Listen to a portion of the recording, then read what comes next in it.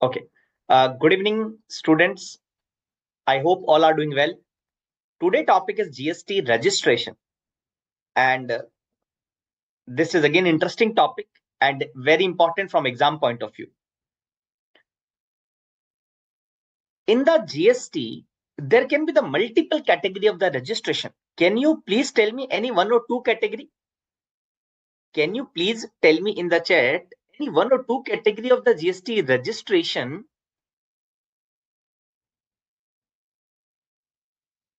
Now, the topic is being divided, the category of the registration. We had the discussion, yes, absolutely correct, like regular category of the registration, composition category of the registration, TDS, TCS, ISD. Very good evening, Mancha. So there could be the multiple category of registration. The first part we are dividing in three sections: section 22, section 23, section 24. Okay, no problem. Section 22 is talking about 4 circumstances in which you need to take registration. Section 23 is talking about when you are not required to take a registration. Section 24 is talking about 12 situation you need to take mandatory registration. Kindly divide in 3 buckets. First bucket is section 22, in which we will discuss 4 category of the or 4 situation you need to take registration. Second is section 23, where we will discuss that no requirement of taking registration. Third category we will discuss section 24. Out in that we will discuss 12 situation you need to take mandatory registration irrespective of your threshold limit. Okay. 22 subsection 1. Here we will talk about 4 subsection. First is if you are having the turnover above the prescribed limit. What is the threshold limit? 10 lakh, 20 lakh, 40 lakhs. We will discuss. So in some cases it will be 40, in some cases it will be 20, in some cases it will be 10. But if your turnover exceed that prescribed limit, you need to take registration. First situation. Okay. And section 22 is basically talking about limit is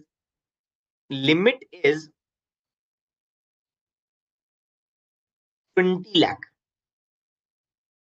Limit is 20 lakh. And it also says that in case of the special category state, the limit would be 10 lakh. So this is the basic limit which was applicable since beginning. But what was the amendment in that? What is the amendment in that? The government, see, the first amendment, the special category state has the power to lift the turnover from 10 to 20. The special category state can lift the turnover from 10 to 20 subject to such condition, restriction, etc. Okay. Next is, this is important. What is important? I was talking about 10, 20, 40. 3 situation, 3 prescribed limit. Normally क्या है? Normally it is 20 lakhs. In case of the special category, 10 lakh. But yes, special category has the power to lift the turnover from 10 to 20. Fine. Now we are discussing the second proviso, which talks about if you are exclusively engaged in the supply of the goods, then limit would be 40 lakh. क्या मतलब हुआ? अगर मैं exclusively goods की supply करता हूं तो मेरे लिए लिमिट कितनी है? 40 lakhs. Now here they have given one benefit to this 40 lakh ka limit, that you will eligible to this 40 lakh ka limit even if you are receiving the interest income which is exempted. Can anybody tell me? We are receiving the bank interest. Suppose I have my fixed deposit. Now try to understand what is the explanation. Whether this explanation is saying not to add in the aggregate turnover or they are saying something else. यहां पर आपको ध्यान देने की जरूरत है कि इसका मतलब क्या है. What is the meaning of this particular explanation? Now I am telling you, normal example I am asking. Let's say I have the turnover of 38 lakh from supply of the goods. I am talking about from supply of the goods. 1 lakh is from services. Let's say I am the teacher. I am earning 1 lakh rupees from service teaching and I am supplying the goods 38 lakh. Am I eligible to take the benefit of 40 lakhs? एक बार confirm करें कि क्या मुझे 40 लाख का exemption मिलेगा. Will I be eligible to get the 40 lakh exemption in this example? My exclusively supply the goods is 38 lakh. 1 lakh is my teaching services. My total turnover is 39 lakh. Do I need to take registration or not?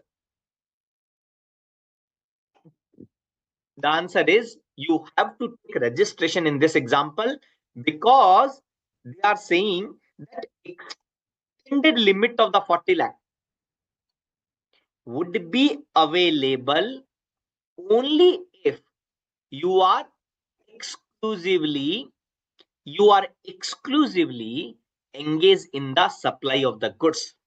It means if I am making the goods plus services, limit would not be 40, limit would be 20 lakhs. Point number 1. Now, let's say in the same example, I am saying that this 1 lakh is my income. 1 lakh is my interest income. Point number 1, can you please tell me what is the aggregate turnover in this example? Recall the definition of aggregate turnover. The aggregate turnover, if you remember, the aggregate turnover will include all taxable, all exempted. So will it be added or not? Answer is yes, it will be added. My aggregate turnover is 39 lakh. This is my second example. My first example I completed. My second example, what is the change? The rupees 1 lakh is from interest on bank fixed deposit. 38 lakh is supplied the goods, 1 lakh is my interest income. What is my aggregate turnover? In the previous example, in the current example, in both the cases, my turnover, my threshold limit, my aggregate turnover is 39 lakh. But will I be eligible for 40 lakhs? This explanation says answer is yes, you are eligible. You are eligible. They are saying for deciding this 40 lakh ka limit, even interest is a supply of service. Interest is a supply of the service, but no problem. You can enjoy the benefit of the exceed limit. Threshold कितना मिलेगा इस case में 40 lakh. In this case, he is not required to take registration because Man's explanation says that for this purpose, a person shall be considered exclusively in the goods even if he is receiving the interest income. So in case of the interest, they have given the relaxation that yes, 40 lakh will be available to you. Apart from interest, any other service, whether it is taxable or exempted immaterial, you will not be available. You will not be having the 40 lakh limit. So what was the first case? We have discussed total 4 cases. We are going to discuss total 4 cases in the section 22. We are going to discuss total 4 cases. Pehla case, if your turnover exceed threshold limit. Okay? 10, 20, 40 we have discussed.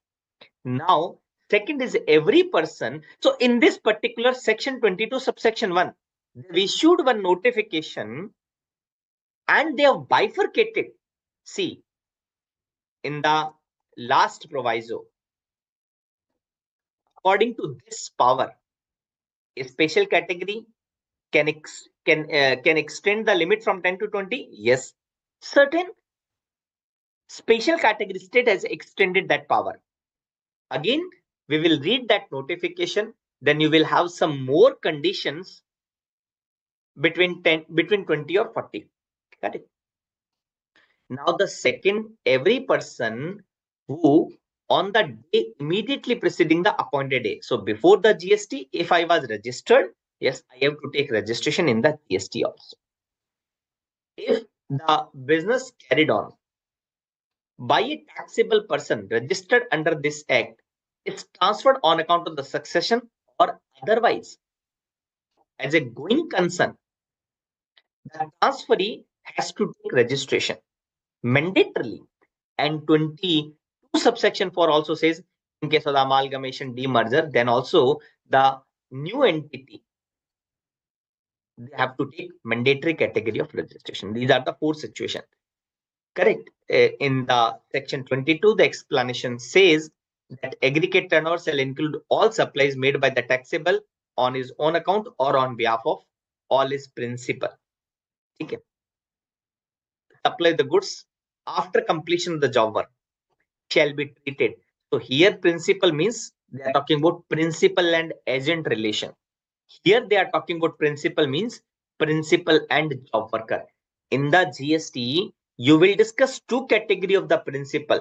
One is in terms of the principal and agent relationship, and one you will discuss the principal and job work relationship. In case of the principal and job worker, section 143 talks about that yes, value will be added in the aggregate turnover. Supply will be added in the aggregate turnover of principal, not in the job worker. So they are saying supply of the goods by the registered job worker shall be treated as supply of the goods by the principal only. It is not to be considered by the job worker. So they are saying it shall not be included in the aggregate turnover of job worker. Special category state means now for the purpose of section 22, the special category state means the state which is referred in the article of the Indian Constitution. However, they have excluded this special category state. Now, I hope you know what is the meaning of aggregate turnover. We have discussed. Let me repeat again. Aggregate turnover means all outward supply, whether it is taxable, whether it is exempted or export or interstate, of the person having the same PAN to be computed on all India basis. So suppose I have the 3 GST registration, one in Delhi, one in Karnataka, one in Maharashtra. Each state is having the turnover of 10 lakh. We are exclusively engaged in the services, not in the goods. So double aggregate turnover would be, aggregate turnover for Delhi would be 10 lakh or would be 30 lakh. What would be my aggregate turnover for Delhi? One registration in Delhi, one registration in Maharashtra, one registration in Karnataka. अब आप मुझे बताइए what will be the aggregate turnover for Delhi? Because they are saying to be computed on all India basis, therefore to be computed on all India basis, therefore the aggregate turnover would be combining all the GST ka turnover under the same PAN. 10 plus 10 plus 20. So in this case, my aggregate turnover is 30 lakhs. I need to take registration because I am engaged in the service. 20 lakh ka threshold hoga and I have to take registration in every state. Absolutely correct, Mantha. What I will not include CGST, SGST, UTGST, IGST compensations. So I will not include taxes, and this is very important. Value of the inward supply on which tax is payable under reverse charge. It will not be added. Now take one example. Now let's take one example. I am advocate and you are my client. Assume that I am advocate and you are my client. Okay. I have the total invoice on you rupees 50 lakhs. And I have one property also on which I am earning the income of rupees 10 lakh. Try to understand, I am advocate. My total outward supply is 50 lakhs to you. I have made the invoice to you. On 50 lakh, you will pay the tax and the reverse charge. I have the commercial property on which I am earning the rent of rupees 10 lakh rupees per annum. Now you tell me, in the calculation of aggregate turnover of my advocate, will I add 50 lakh or will I not add 50 lakhs? 10 lakh, I know that it is rental of commercial property. It will be added, but I am a bit confused. Kindly help me. Will the 50 lakh be added or not? Will this 50 lakh be added or not? My request to every participant, Satish, Mansa, Oja, and all the participants, Mitali has also joined. My request to all the participants, kindly give the answer to my question if possible. If not able to understand, let me ask, I will repeat. Sure, Mansa, I will repeat. My question is, I am advocate. I am raising the invoice of the 50 lakh to you for my legal service. You are paying the tax and the reverse charge. You are corporate. Okay. I am also earning the rental income of rupees 10 lakh. I, being an advocate, how much is my aggregate turnover? Is it only 10 lakh because I have to exclude RCM supply, or my total turnover is 60 lakh? My annual aggregate turnover is 10 lakh or 60 lakh? This is my question to all. They are saying RCM will not be added. RCM will not be added. Which RCM they are talking about? Which RCM they are talking about? Which RCM they are talking about? Talking about inward RCM. I am making the invoice of the 50 lakh. Is it inward supply or is it outward supply for me, for advocate? Answer is outward supply. But they are saying if it is inward supply on which tax is payable under reverse charge, so you, being a company, when you calculate your aggregate turnover, the definition says that you will not include 50 lakh. तो ये जो exclusion की बात है, ये exclusion recipient के लिए. If I will calculate the turnover of my being an advocate, तो my total aggregate turnover would be 60 lakh. 50, which is the outward RCM, and 10 is the rental. Please note here they are talking about inward RCM will not be added. So for whom it is inward? Obviously for you it is an inward because you are paying the tax under reverse charge. So in calculation of your turnover, the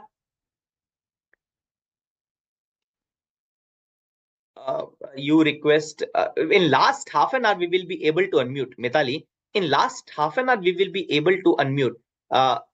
ठीक है. See, taxable, I do agree. See, my point is, are you in calculation of aggregate turnover, are you adding only taxable supplies or are you adding all category of the supply? Answer is all supplies. So if I'm advocate, certain supplies are under RCM, outward supplies on which recipient will pay the tax, it will be added. Even though I am not required to pay the tax, that is absolutely correct. But it will be added in the aggregate turnover. This notification I was talking about, this notification was introduced or was issued on this particular date to make the limit of 40 lakhs if you are exclusively engaged in the supply of the goods. So if any person who is exclusively engaged in the supply of the goods, then the limit will be 40 lakhs. If it is below 40, no requirement to take registration. However, they are saying that following are the exception. What are the exception? If someone is required to take compulsory registration, obviously then limit would not be available of 40 lakhs. These products, if you are engaged in making the supplies of ice cream, pan masala, tobacco, IS bricks of the fossil meal, similar siliceous earth, building bricks, earthen roofing, tiles, etc., is in these items, the limit of the 40 lakh would not be applicable. You tell me, I am the supplier of the ice cream. If I am the supplier of the ice cream, let's say I'm located in Maharashtra and I am doing within state supply, then what will be the limit for making the supply of the ice cream? क्या threshold limit होगा? Will it be mandatory? Will it be 10? Will it be 20? Or will it be 40? Try to understand if they have given certain exclusion of these item in the notification. What would be the limit? What would be the limit? Is it mandatory? Is it mandatory? Is it 10 lakh? Is it 20 lakh? Is it 40 lakhs? The answer is 20. Not mandatory. Try, probably you might not agree with me. Let me explain. This notification says that limit will be 40 lakh if you are engaged in the goods. Perfect. But when this limit would not be applicable in the certain transaction in which one of the transaction is saying that this 40 lakh का limit would not be applicable. इसका मतलब क्या हुआ? It means whether supply of the pan masala ice cream are covered in section 24. Whether supply of the pan masala ice cream are covered in section 24? Answer is no. It is not covered. Section 24 is talking about mandatory category of registration. My simple point, are these items covered in section 24? No. These are only excluded from this notification. Try to understand. What is this notification? This notification has given the benefit of the 40 lakhs. Mitali, you tell me one thing. Suppose if this notification is not there, what you would say? If I'm engaged in the supply of the goods, what is the limit applicable to me? What is the limit applicable to me? What is the limit applicable? 20 lakhs? Agree kar rahe ho na? If I am in the normal state, the 20 lakhs. If I'm in the special category state, 10 lakh. I have used the Maharashtra state. You will say 20 lakh? Answer is yes. You will say 20 lakh. Now, after this notification, what is happening? They are saying for all cases, try to understand. This notification says for all cases, if you are exclusively engaged in the goods, instead of 20, it will be the 40. But I will not give the benefit of the 40 in certain circumstances. Out which they are saying, if you are engaged in like ice cream, I will not give you the benefit of 40 lakhs. If this notification will not give the benefit of the 40, what is the basic threshold? Can't I enjoy the basic threshold limit? Sir, 100% everyone is able to take the benefit of the basic threshold limit. Everyone is able to take the benefit of the threshold limit. So it means if I am not covered in section 24, it means if I am not covered in section 24, then the limit of threshold registration would be 20, otherwise 40. तो अगर मैं एक बार हिंदी में भी explain करता हूं आप लोगों को, ये नोटिफिकेशन ने क्या किया, जो बेसिक लिमिट थी ना 20, उसको बढ़ा के 40 कर दिया था। लेकिन कुछ एक सर्कमस्टांसेस में इसने मना कर दिया कि मैं आपको बेनिफिट नहीं दूंगा 40 का। इसका मतलब क्या हुआ? कि भाई इन सब गुड्स में जो कि सेक्शन 24 में कवर नहीं है, तो बेसिक थ्रेशोल्ड 20 लाख का एंजॉय कर सकता हूं ना मैं। I can enjoy the benefit of the 20 lakhs. Is that clear? Is that clear? I hope it is clear, na?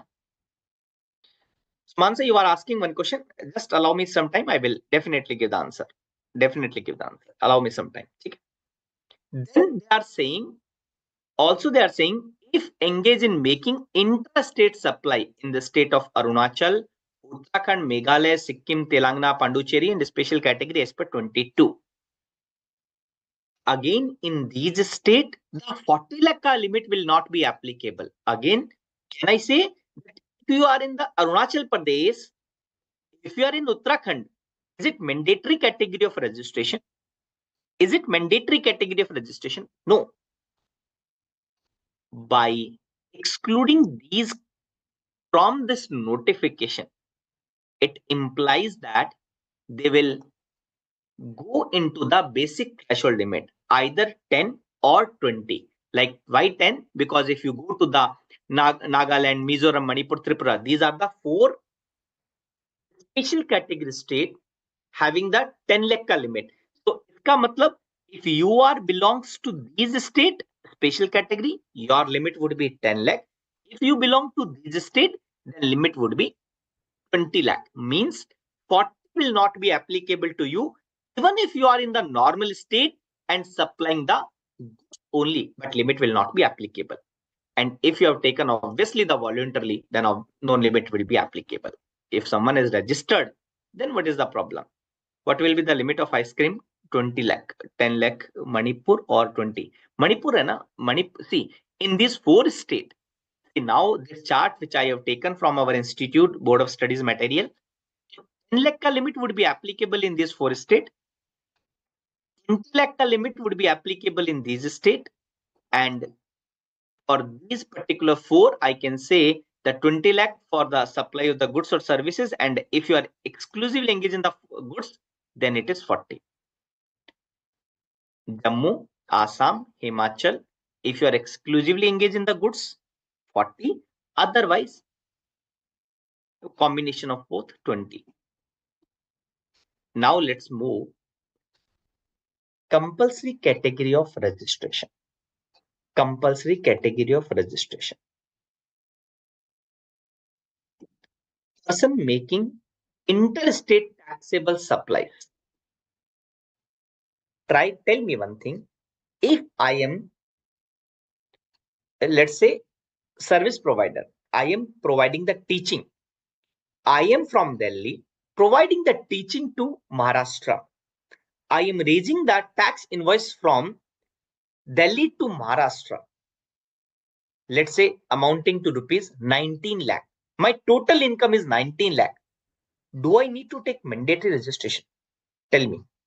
Do I need to take mandatory registration?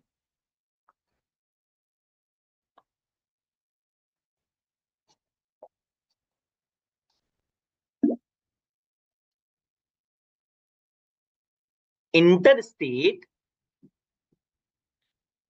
supply of goods or services. Clause 1 is talking about goods or clause 1 is talking about services. Clause 1 में क्या लिखा है? Goods लिखा है कि service लिखा है?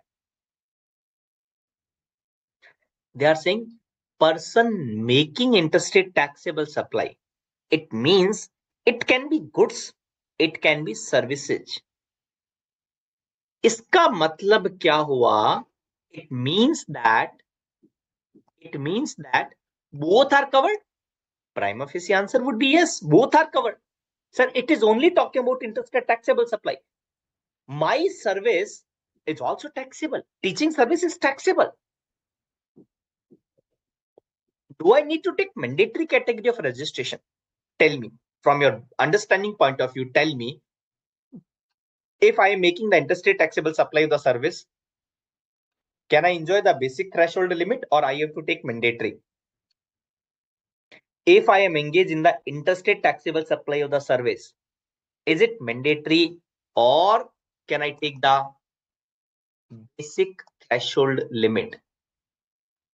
Answer is you can take the basic threshold limit. Why, sir? Now, Section 24, let's say if you are sitting in the 1 July 2017, the day when the GST came, then because it is talking about interstate taxable supply, it means whether you supply the goods or whether you supply the service, in both cases, if it is inter, you need to take mandatory. Absolutely correct. What happened? After they have issued the notification using the power of section 23, please understand, section 23 have the multiple notifications, 8 or 10, something like that. In those cases, you will not be covered under mandatory category of registration. You can enjoy the basic threshold limit. What I'm saying, I'll making the interstate taxable supply the service. Prima facie, if I read the section 24 ka pehla wala clause, it is clear that I have to take mandatory registration. Answer is yes. But what I told you, section 23, subsection 2, section 23, subsection 2 was amended and it was made non-obstant clause. Can anybody tell me what is the meaning of non-obstant clause? क्या कोई मुझे बता सकता है कि non-obstant clause का मतलब क्या है?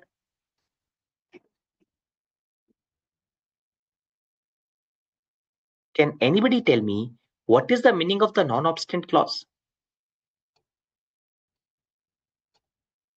Overriding. Absolutely correct. So what happened? The government, section 23, subsection 2, they have made override to the section 24. What does it mean? It means if some notification has been issued by using the power of 23(2), it will override section 24. I am giving you one example at this time.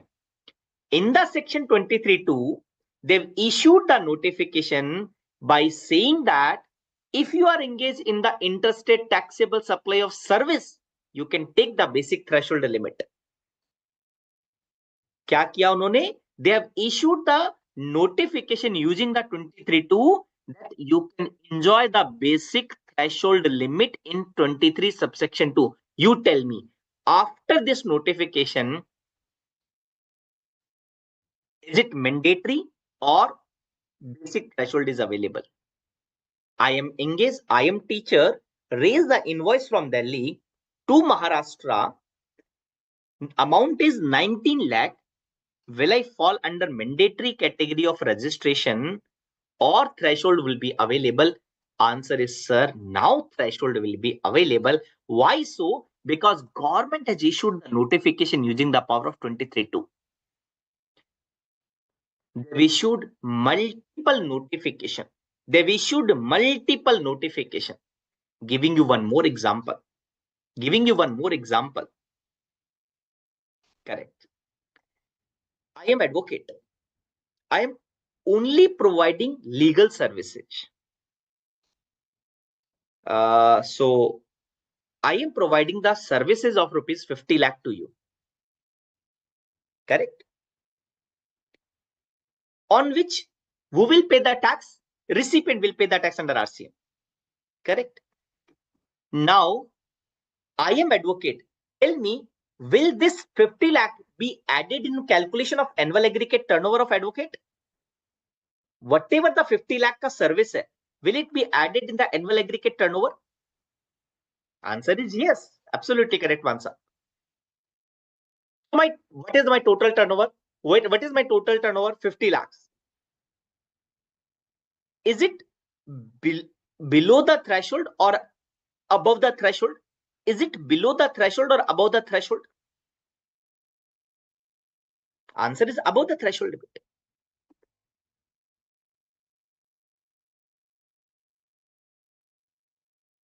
whether it is taxable supply or exempted supply. Whether it is taxable supply or exempt supply. Answer is, sir, it is taxable. It is taxable. Therefore, the recipient will pay the tax under reverse charge. Na? Supply is taxable. Instead of the supplier paying the tax to the government, now the recipient will pay the tax to the government. That's it. Recipient will pay, but supply is taxable now. So if I am making the taxable supplies, beyond threshold limit, can I take the benefit? Can I take the benefit of the? So here in this example, my turnover is already crossed the threshold limit. Do I need to take registration? Do advocate need to take registration in this case? Yes or no? Yes or no? My request would be Oza and Satish Kumar. If possible, kindly participate in the discussion. The answer would be, I'm a visit appear, yes, but again, I like to tell the power of section 22 in the registration chapter. The government has issued first one notification 5/2017. They are saying in the 23.2, in section 23.2, they have issued the notification. They are saying if your outward supply exclusively covered, if your outward supply exclusively covered under reverse charge, then I, advocate, not required to take registration irrespective of any turnover. Is it clear? मैं repeat करता हूं. Let me repeat once again. I am advocate. I am not required to take registration. Sir, why? Because it is exceed threshold limit. Then why? Because 23.2 is non-obstant clause. It exceed, it override the power of 22. It override the section 24 also. कहने का मतलब क्या हुआ कि 23.2 में जो भी notification आया है, उस नोटिफिकेशन की जो पावर है, that will override the section 22 as well as section 24. देखो, first example I have given for this category. Second example I have given for 22. It means all the notification of 23.2 we need to remember, because in those cases the basic threshold or mandatory, nothing will be applicable. Fine, Satish. So, do advocate need to take registration? Answer is no, provided he is engaged in outward supply which is exclusively covered under reverse charge. Okay. Now, second, so I hope it is clear. Now we'll talk some multiple categories, and further we will again go back to the section 23.2. Now you are saying, suppose I am advocate and my turnover is 50 lakh and I am also earning some income of rupees 1 lakh. Is that you are saying? Is taxable supply? So now let's say I have property. Okay. I have property on which I am earning the rent. For the time being, please forget that it is not covered under RCM. It is commercial property. Let's say, remove the example, change the example.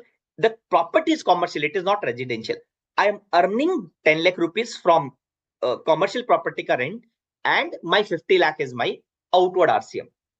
Can you say that I am engaged exclusively under RCM supply?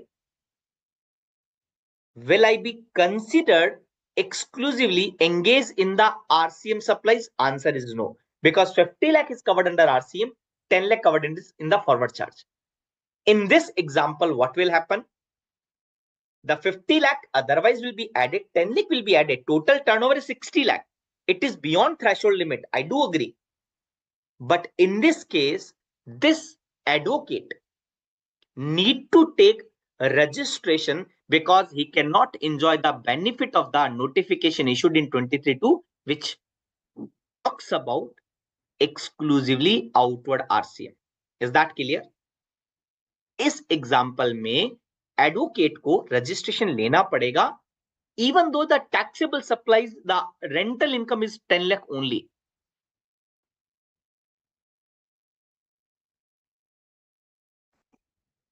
Fine, na? Let's move further. I am casual taxable person. If I'm casual taxable person making the taxable supplies, I need to take registration. So what is the casual taxable person? Suppose I belongs to Maharashtra, coming to Delhi in one of the trade fair. Let's say Pragati Maidan, we all know. So I am coming in Delhi for making the taxable supplies, then I need to take registration in Delhi. That registration is for certain period, 90 days. We'll discuss much more provision in detail when I will go to that slide. But the only point which I like to highlight, that casual taxable person and non-resident taxable person are covered under section 24 if they are making the taxable supplies. What is the meaning of non-resident taxable person? Any person from outside India coming to India and like to make the taxable supplies. Let's say he's also coming in Delhi trade fair and like to make a taxable supplies. He can also take the registration, but these are covered under mandatory category of registration. Again, if I will talk casual taxable person, you will find two notification in the 23(2). Like I'll tell you one example, one notification I'll tell you. If person who is engaged in the handicraft goods, who is engaged in the supply of the handicraft goods, he can, one casual taxable person who is making the handicraft goods ka supply, he can take the basic threshold limit ka relaxation. He will not be covered in the mandatory category of registration. Why, sir? Because the notification has been issued in the 23 subsection 2. Okay. Then, if person who is required to pay the tax under reverse charge need to take mandatory registration. Suppose you are company, suppose you are XYZ Limited. Now you have taken certain services from Mr. A, like who is a transporter. You have taken certain transportation services. Transporter is making the supply to you. Transporter is making the supply to you. You are body corporate. Okay. And you need to pay the tax under reverse charge. But your outward supply is only 10 lakh rupees. Within the state, you are making the supply of the goods, but turnover is only 10 lakh rupees. Still, you need to take registration. Answer is yes, because section 24 says that if someone is covered under reverse charge, then irrespective of outward supply, you body corporate need to take compulsory registration. I have given only one example of transportation, but you need to decide whether RCM is applicable or not. That you already either topic has been covered or it will be covered. But RCM chapter, you will understand each and every circumstances when you need to pay the tax under RCM. So if you are required to pay the tax under RCM by virtue of all the notification 9394, then even if you are unregistered, you need to take compulsory registration. Why? Because section 24 ka clause 3 says that it comes under mandatory category of registration. Now, with respect to e-commerce, we will discuss three parts.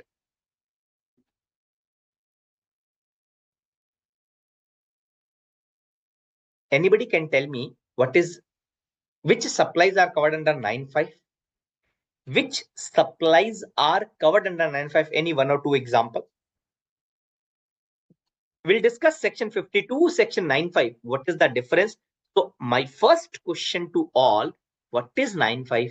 Which all supplies are covered under 9(5)? Any one or two example? कौन सी supplies 9(5) में cover है? Can you give me any one or two example?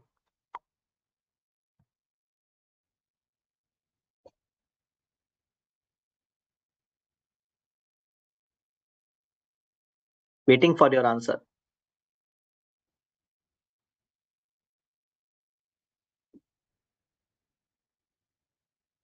Okay. Okay. Which issue? Oja Jini, you are right. You are partly right. But which issue? All issues are not covered in the 9.5. Absolutely correct, Satish Kumar. Very nice.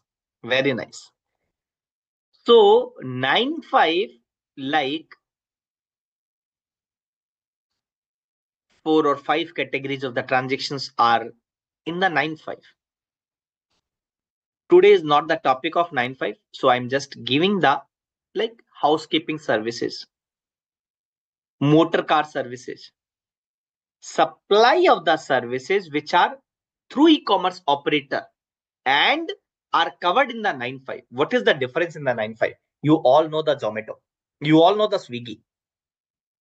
Now let's take I am having the restaurant. You are giving the order of food on Zomato. Zomato coming to me, picking the goods, picking the food and delivering to you. Now tell me, who will pay the tax on this transaction? To the government. I will pay to the government, Zomato will pay to the government, or you will pay to the government directly. Who will pay to the government? I will pay the tax to the government or Zomato will pay the tax to the government? The answer is, in this example, Zomato will pay the tax. Who is the supplier?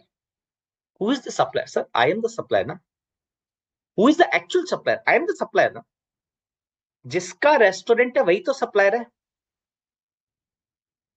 Who is having the restaurant, that is the supplier, right? So I am the supplier, no doubt. But why the Zomato is paying the tax? Because of the 9 subsection 5. 9 subsection 5 is called the concept of deemed supplier. Why they are saying the deemed supplier? Because actual supplier will be restaurant owner. Na? So the mediator e-commerce operator, for the purpose of paying the tax to the government,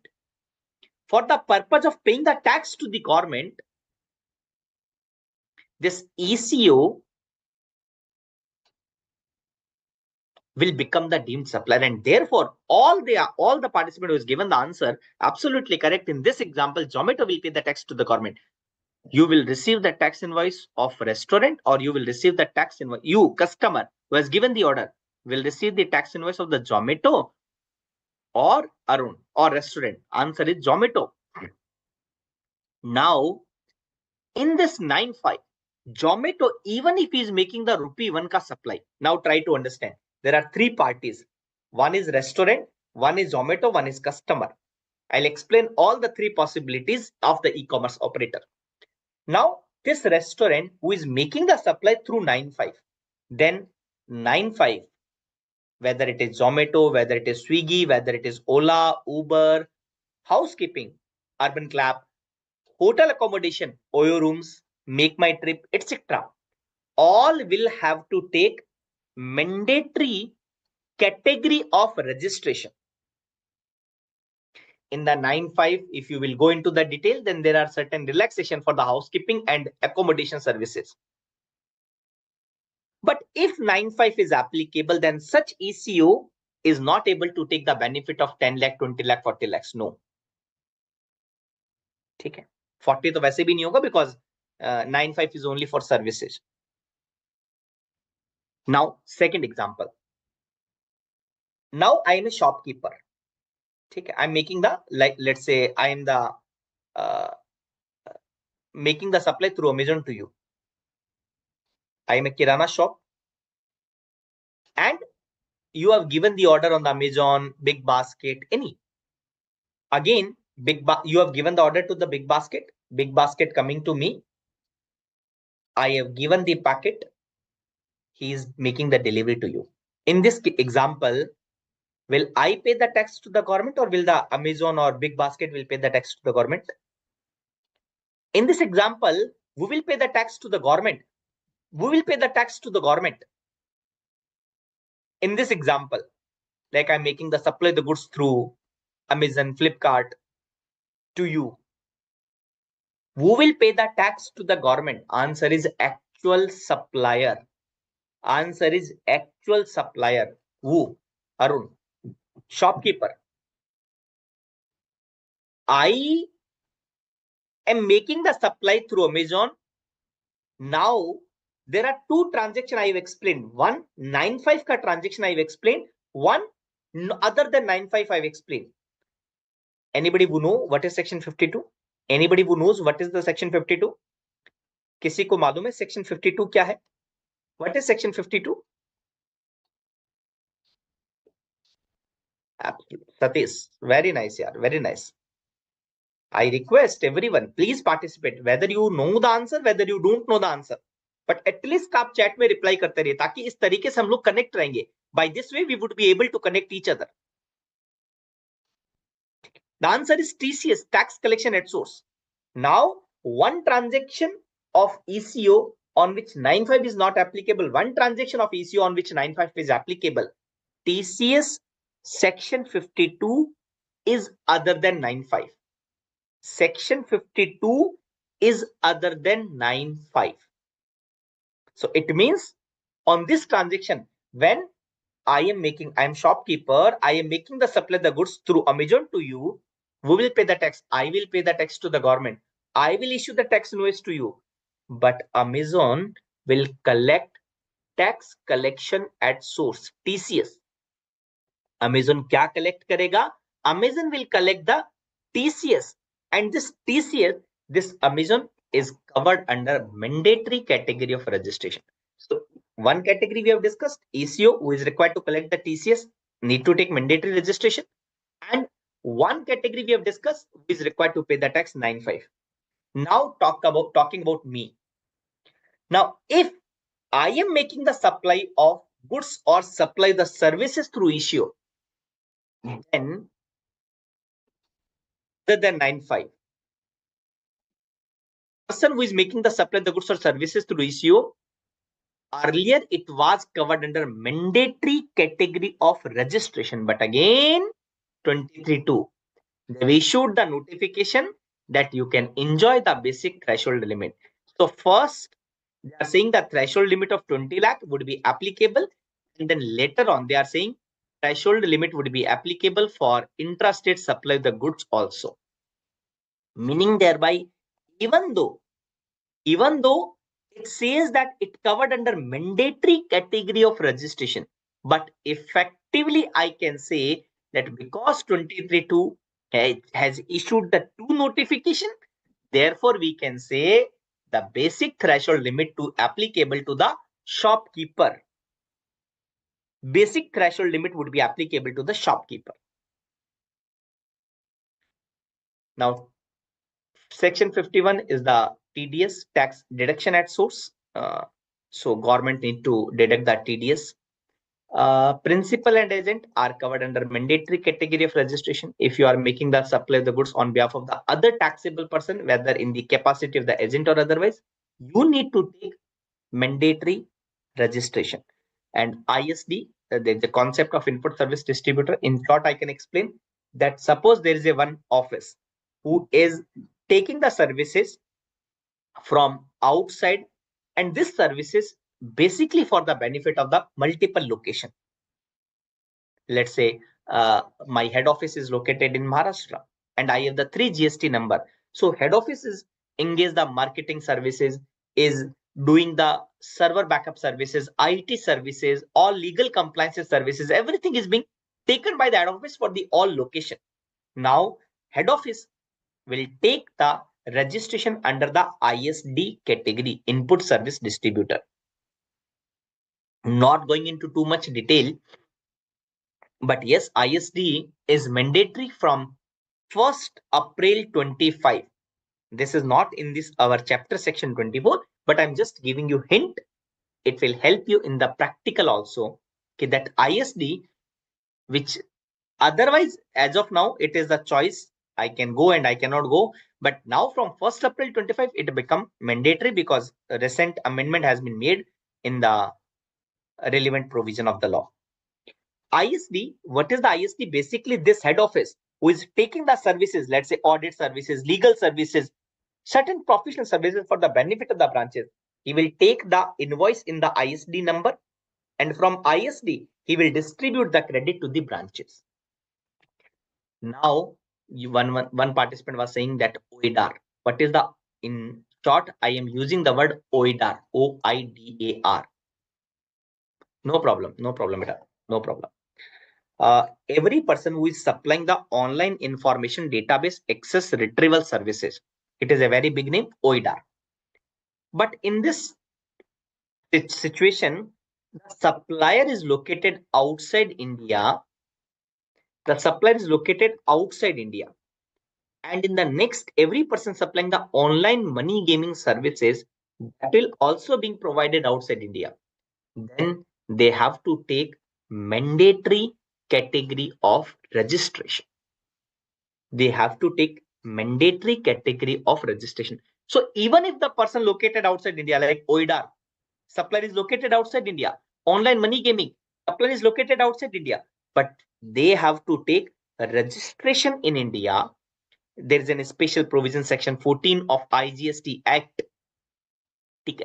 So they have to take registration in the Bangalore. There's a centralized location is being kept for them. So Bangalore is the centralized location. They have to take registration, and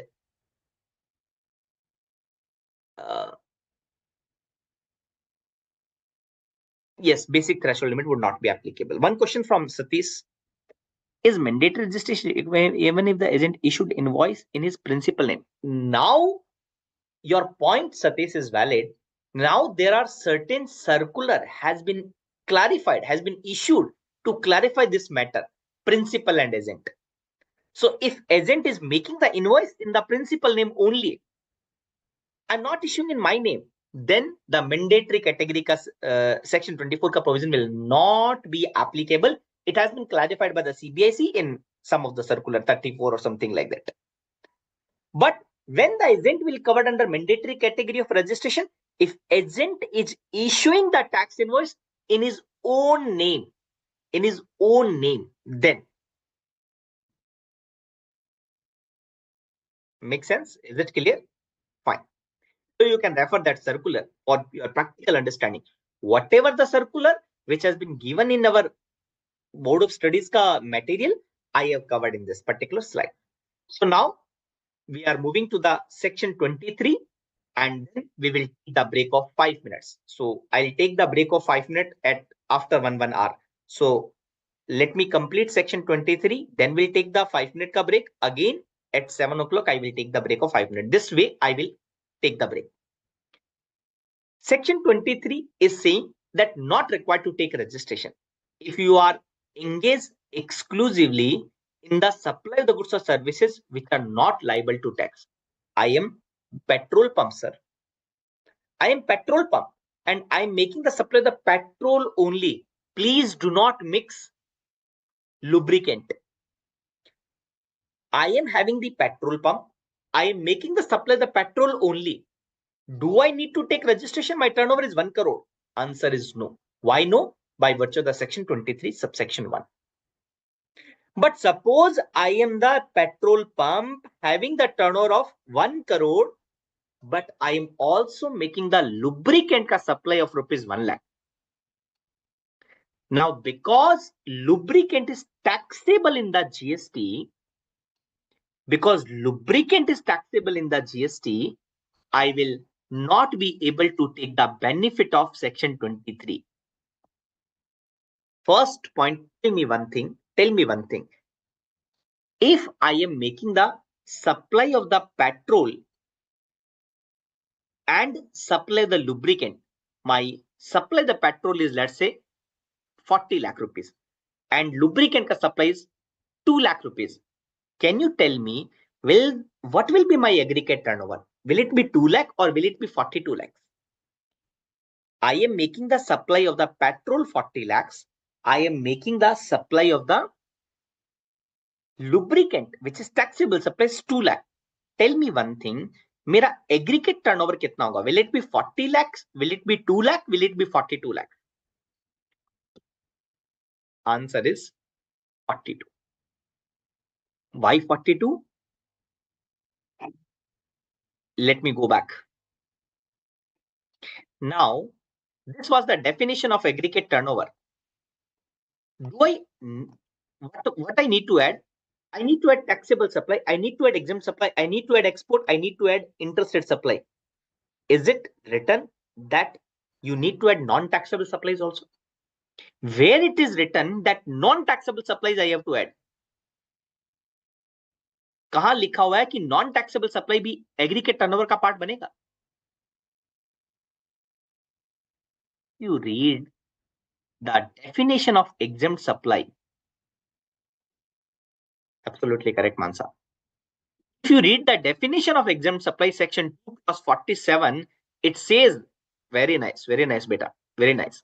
It says that exempt supply means nil rated supply, exempted by notification, and third is non-taxable supplies. So non-taxable supplies, the supply the petrol, diesel, etc., alcoholic liquor for human consumption, जो exempt supply है? Yes, answer is yes. By virtue of the definition of the exempt supply, the petrol, non-taxable, etc., are included in the exempted, and as per the aggregate turnover ka definition, exempted will be added in the annual aggregate turnover. So it means in my example, 40 lakh, which is supply the petrol, do I need to add? Answer is yes.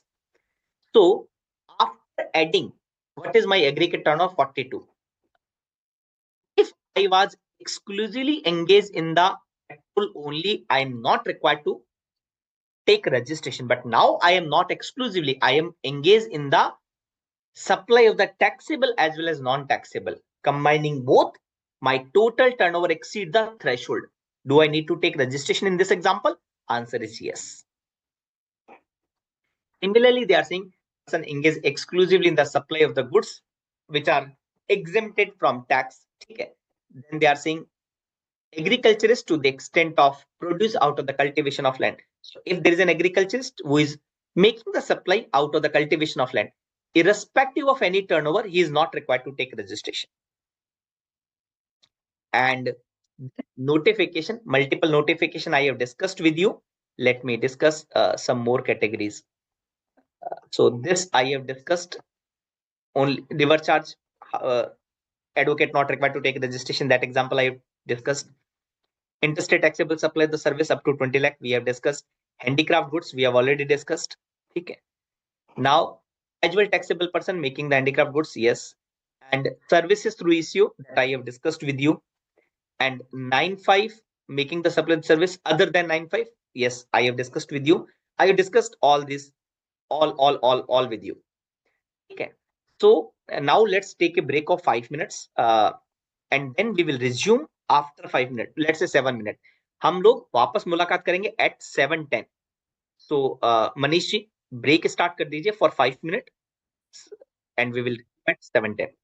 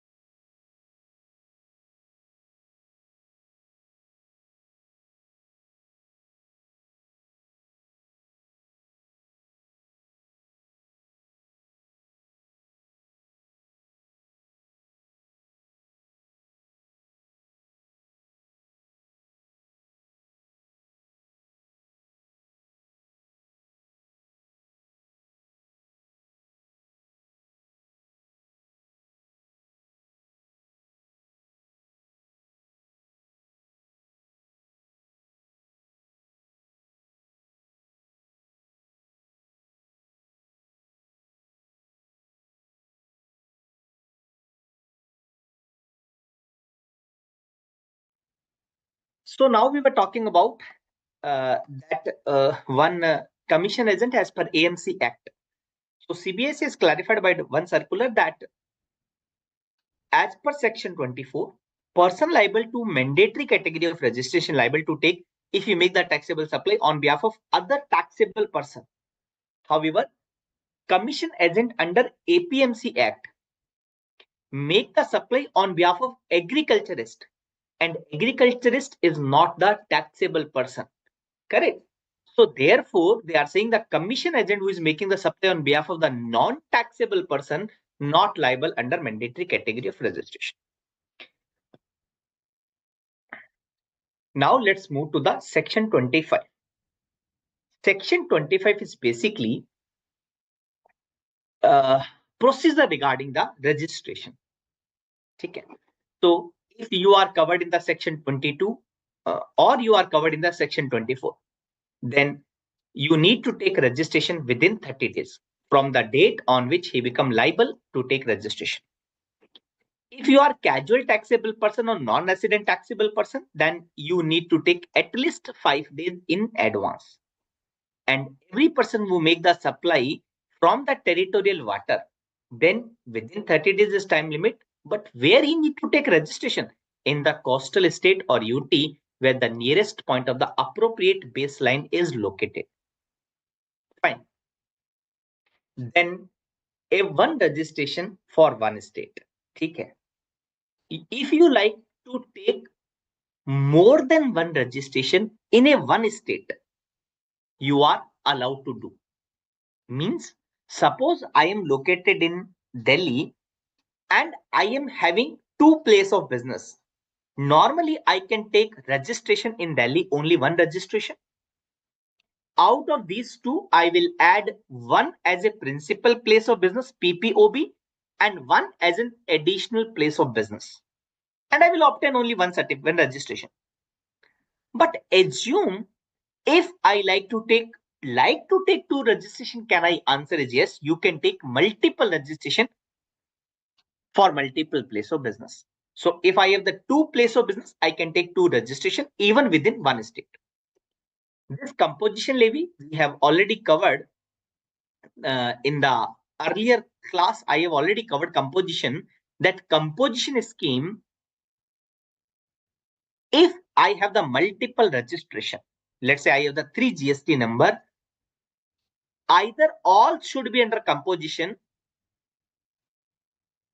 or other than composition. It cannot be mixed combination. Like, it's not that one can take the composition and two can be the regular. No.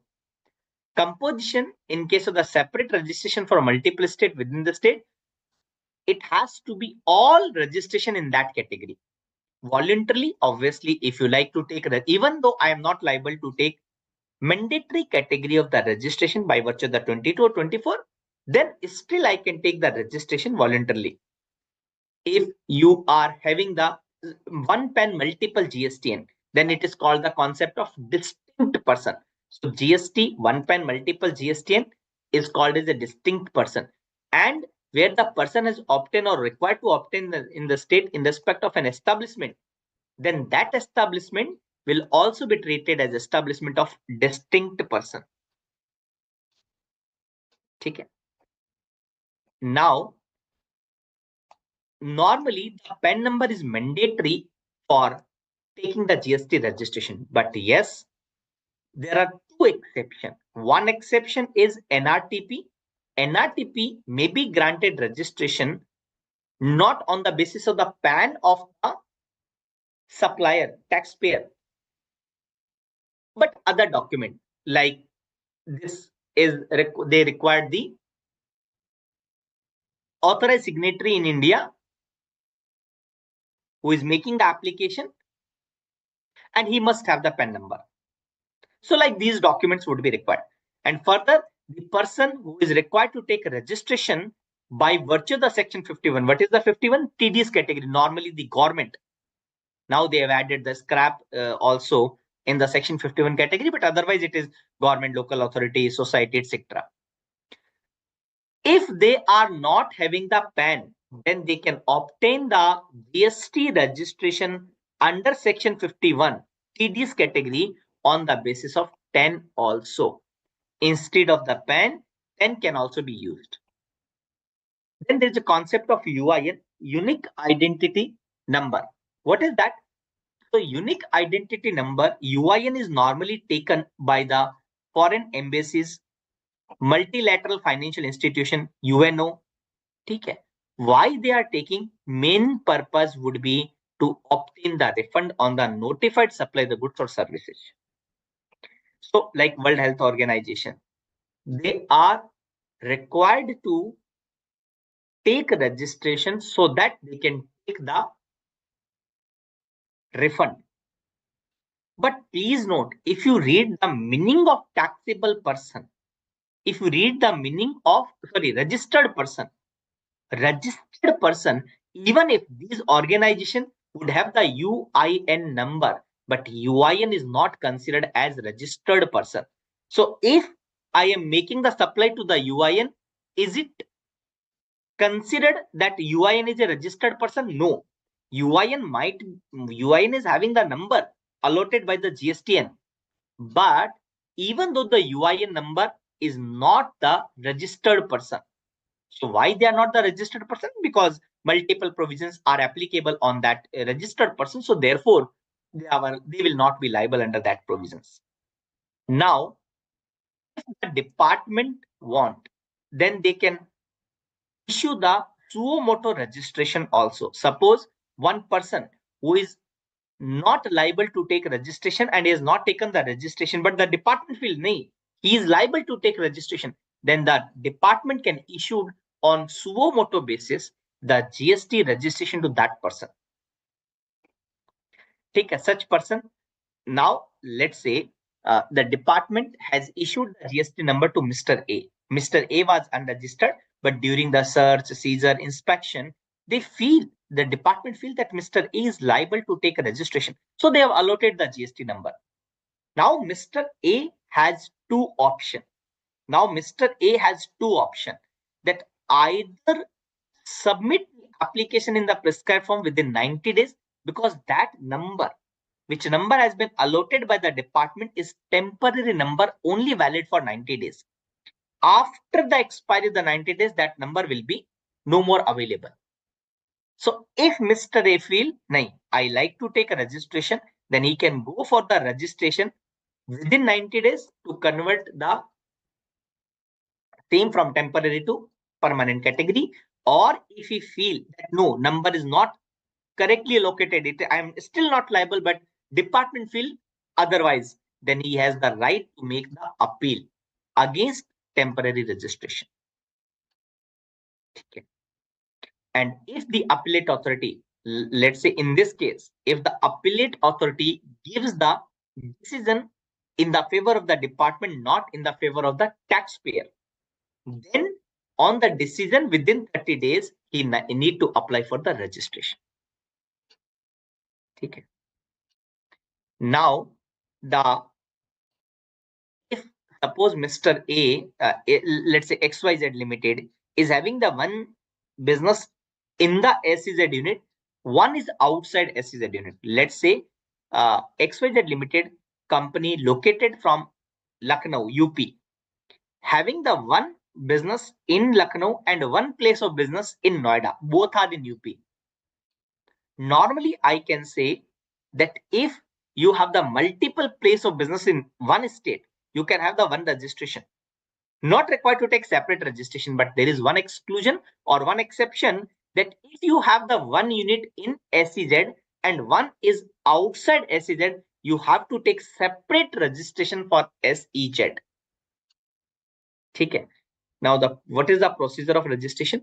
So that I will explain. I have used the chart given in the institute material only. Let me open that chart.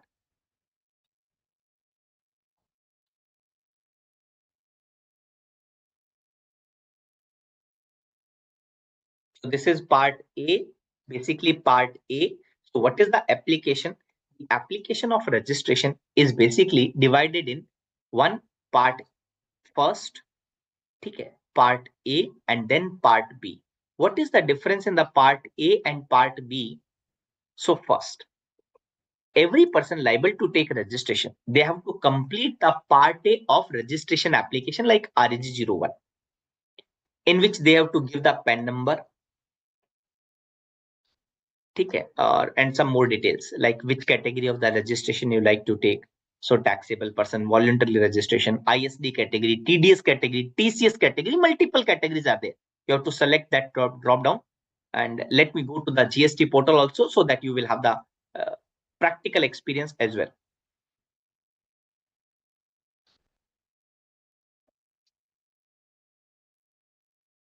Give me.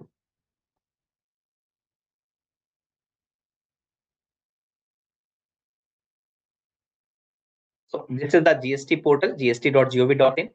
And if I will go like register, click on the register, then you will be redirected to this is the part A of the REG01. So let's say I am a taxpayer, tax deductor, whatever the category in which you are liable to take registration. So I have selected taxpayer, state, let's say Gujarat, district, whatever the district. Okay. Then legal name as mentioned in the PAN number. So my name is Arun Chajed. My company, my proprietorship form is, let's say, ABC and Associates, CA firm. Then it is my proprietorship. So I will not use the ABC and proprietor. I will use my name. And if in any other case other than proprietor, whatever the name which has been given in the PAN card, that you will write. So I will write the name as mentioned on the PAN card, then permanent account number, email ID, mobile number, and then CAPTCHA code. It will be then proceed. One OTP will come. And once I will submit that OTP, then the system will give me the TRN number. What is the TRN number? Temporary reference number. Once you click on the TRN, enter the TRN and CAPTCHA code, then it will proceed to the part B of the GST registration application. What is the part B? Part B is nothing but the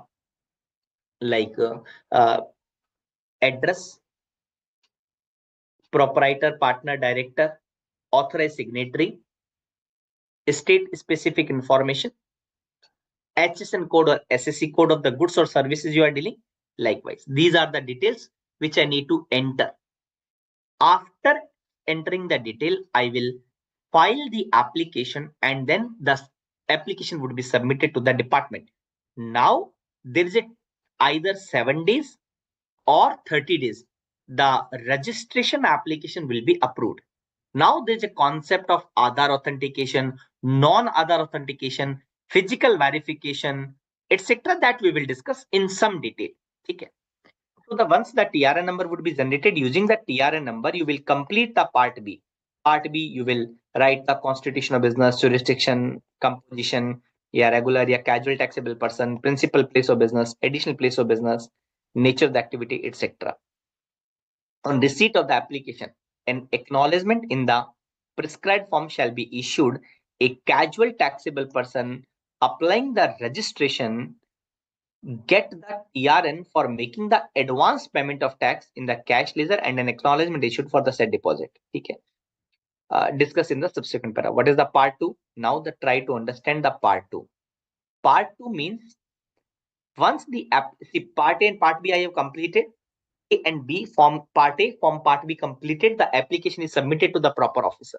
Now the proper officer, if the same is found to be in order, the registration will be granted within 7 days, provided the application has been done with Aadhaar authentication. If the application is done with non-Aadhaar, means Aadhaar is not authenticated, then they will take 30 days. Let me repeat once again. If the same is found in order, then registration will be granted within 7 days. And no physical verification if it is validated Aadhaar authentication. Clear? If it is not Aadhaar authenticated, then they will take 30 days, and after verification of site and prescribed document. Now try to understand. If you have done the Aadhaar authentication, no physical verification of the website location, and they will issue the GST registration within 7 days. If you have not authenticated through Aadhaar, then it will take 30 days. 30 days is basically, I can say, in 3 categories, where applicant failed to undergo the Aadhaar authentication. First, it means he has opted Aadhaar, but he has not verified the Aadhaar within 15 days. So the two situation, Mr. A has applied, ticked, there is a tick box, a checkbox, Aadhaar authentication. Once he has checkbox clicked, then the link will come in the email ID. He has to do the KYC. So he has, at the time of application, he has done the Aadhaar authentication, but he has failed to do the same. Or second, one category of the person was not clicked on that option. Correct? So in both the cases, the time limit would be 30 days plus physical verification of the location. Then second situation, the proper officer feel that yes, it is necessary. Third, where a person was undergo Aadhaar authentication, but system will identified on the some risk parameter. So there's a concept of risk parameter which is being calculated by the GST portal. We don't know. There would be some parameter like it can be age of the PAN, it can be nature of the taxpayer, it can be name, it can be commodity, it can be multiple based on that parameter. So XYZ Limited has applied the Aadhaar GST registration, even he has done the Aadhaar authentication, but system picked based on the risk parameter. System picked based on the data analysis and risk parameter that yes, physical verification. In that case, the time limit would be 30 days. Now, let's say if the document on the application, whatever he has uploaded, is not found in order, then proper officer will issue the notice asking the document information electronically. Then within 30 days, the applicant need to submit, or within 7 days of the application of submit. So 3 days, now you know the difference. 30 days कब applicable होगा, 7 days कब applicable होगा, right? Now within 30 days, if the person failed to Aadhaar authentication, PO proper officer, or based on the risk parameter. Okay. So officer, when issue the notice, then the taxpayer has to submit the reply within time limit, which is if the application has furnished the clarification within 7 working days from the receipt of the notice. Okay. Notice he has to issue either within 30 days in these 3 cases, or within 7 days. Once he will issue the notice, who will issue the notice? Proper officer will issue the notice to the taxpayer. The taxpayer has to give the clarification within 7 days always. Now, if the proper officer is satisfied with the reply, then he will grant the registration within 7 days. If the officer is not satisfied, then officer will reject the application. So now the application is rejected. Again, the taxpayer, the person has the right to make the appeal for the rejection order, etc. That will again go to the subsequent step. But this is the basic. Let me ask the question. The slide is in front of you. How many part is there for GST registration application? I request everyone, please give the answer in the chat कि कितने part है GST registration के. How many part is there? How many part is there for making the GST registration application? The answer is 2 part. Part A and part B. What part A and part B? 2 part. ठीक है.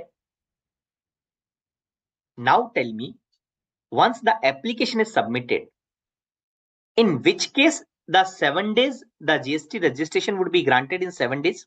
In which case the registration would be granted within 7 days? GST registration किस situation में 7 दिन में मिल जाएगा? Request everyone, Mansa, Mitali, everyone need to participate. In which case he will get the GST registration within 7 days? if he has done the Aadhaar authentication. Aadhaar authentication. Tell me one situation, even if he has done the Aadhaar authentication, in which situation the registration would be granted in 30 days instead of 7 days. किसी person ने आधार authentication किया है but फिर भी उसका registration 7 की जगह 30 में जा सकता है. In which situation? When the category, in which situation his number would be allotted instead of 7, the 30 days. First is, let's say he has failed. Okay. Or it has been picked by the system on the basis of risk parameter. A has applied the registration. He has ticked on the Aadhaar authentication. Either he failed to do so, no problem. Then instead of 7, it will go to 30. And second, even if he has done the Aadhaar authentication successfully, but the GST portal, based on some data analysis and the risk parameter, he has carried out the physical verification mandatory. In that case, instead of 7, it will be 30. Make sense?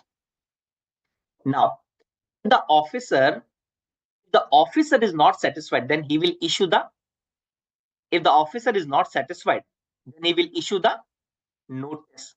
He will issue the notice. Again, time limit to issue the notice is 30 days or 7 days. How much time the taxpayer has to give the reply? Within how much time taxpayer has to give the reply of that notice? Clarification जो भी उसको देना है, कितने time में देना है? Answer is 7 days. Answer is 7 days. If satisfied, then officer will issue the GST number. If not satisfied, then reject the application. Correct? Now, deemed approval. So try to understand. So if he does not take any action within 7 days, there's a concept of deemed approval. After the expiry of the 7 days or 30 days, it shall be deemed to have been approved. If the proper officer failed to take any action, either he has to issue the notice. Suppose he has not issued the notice within 30 days or 7 days, whatever the time limit. Then on the expiry of the same, it will be deemed approved. It will be deemed approved. 7 days कब applicable है, we know. 30 days when it is applicable, we know. ठीक है. And the third category, the category C. What is C? So the notice has been issued within time. Taxpayer has given the reply, applicant has given the reply within 7 working days only. But now, after the reply, he has failed to take any action within 7 working days. Then again, it will be deemed approval. 3 situation, it will be deemed approval. First time application, 7 days or 30 days. Notice, if not issued within 30 days or 7 days, deemed approval. Third, notice ka reply has been given, has failed to take any action within 7 days, again deemed approval.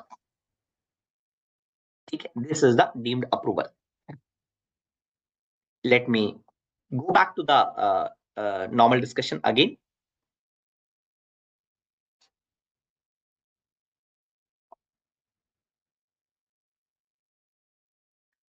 So 7 working days. At some places it is 7 days, at some places it is 7 working days. So you need to see, you need to check accordingly. Okay. Now, now the concept of Aadhaar authentication. Aadhaar authentication, it means when you are filing the application, then you will have the option to tick on that checkbox. Do you like to Aadhaar authentication? If you have clicked on the yes, then authentication link will be given to your email ID, promoter partner, one promoter partner director, and one authorized signatory. At least 2 person ka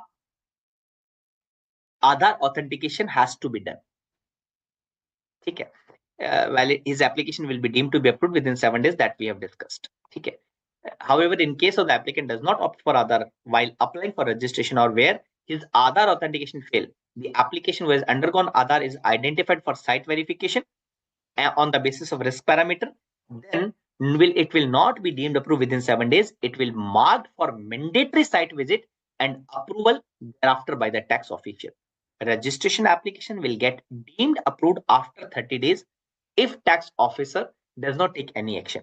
Now, SCN within 30 days or 7 days, and tax officer can take further action on that reply within 7 working days. If the tax officer does not take any action after the receipt of the applicant reply, then again it will be deemed approved. Correct? That we have discussed. Now, so once he has ticked that particular other authentication, suppose Mr. A has made the application on 1st of January. Correct? So if applicant opt for Aadhaar authentication, what is the date of submission of application? So from that particular 7 days, 30 days, etc. it will be applied. It will be calculated. What is that date? So they are saying date of the submission of the application will be earlier of below 2. What is the below 2? First, date of Aadhaar authentication or 15 days from the submission of the part B. It means maximum you have the 15 days to verify the Aadhaar. Suppose if you have done the Aadhaar authentication within 2 days, 3 days, then that date will be considered as the date of application. If you have not selected the Aadhaar authentication, it means after the expiry of the 15 days, whichever is earlier, whose Aadhaar number shall be verified. If it is individual, it shall be own Aadhaar, and if other than individual, then it will be the Aadhaar of Karta, managing director, whole-time director, such number of the partner, member of the managing committee, board of trustee, authorized representative, authorized signatory, and such other notified class. Authorized signatory for all type, managing and authorized partner of the partnership firm and Karta of HUF have been so notified. Okay. Now next is risk-based Aadhaar authentication. An applicant who has opted for authentication of Aadhaar and is identified by the common portal based on the analysis and risk parameter shall be followed by the biometric based Aadhaar authentication and taking the photograph of applicant if the applicant is an individual, of notified individual in relation to the applicant where the applicant is not an individual. So if it is not an individual, so then in that case this particular clause. So Karta, managing director, whole-time director, etc. The problem is, suppose if the system has identified on the basis of the common portal on the risk parameter data analysis, then such director has to travel for Aadhaar authentication. Whatever they will specify the address, the location, there he need to physically travel for the photograph and Aadhaar authentication. Remember, example, I am registered in Delhi. Okay. I like to take one registration in Karnataka. Then if system pick based on my data analysis risk parameter, I have to physically travel to that location for biometric based Aadhaar authentication. It will not be the private center, it will be the government notified center only. You will have to, they will give the address and you have to select that address where you like to visit in that particular union, and that will be of that state only. It not key you can do the same in Delhi. No, you have to travel to that location for the verification. Along with the verification of the original document uploaded with the application forms at one of the notified facilitation center. Acknowledgement shall be issued to the applicant only after the completion of biometric based authentication. Now, where an applicant does not opt for Aadhaar authentication, then the applicant not opted for Aadhaar shall be followed by taking the photograph of the applicant where the applicant is an individual, or notified individuals in relation to applicant where the applicant is not an individual. Agar Aadhaar hi nahi hai, or are not opted for Aadhaar, along with the verification of the original document. Person if already registered, a registered person who has been issued the certificate. So I am the existing GST registered number. So I have taken the registration in 17.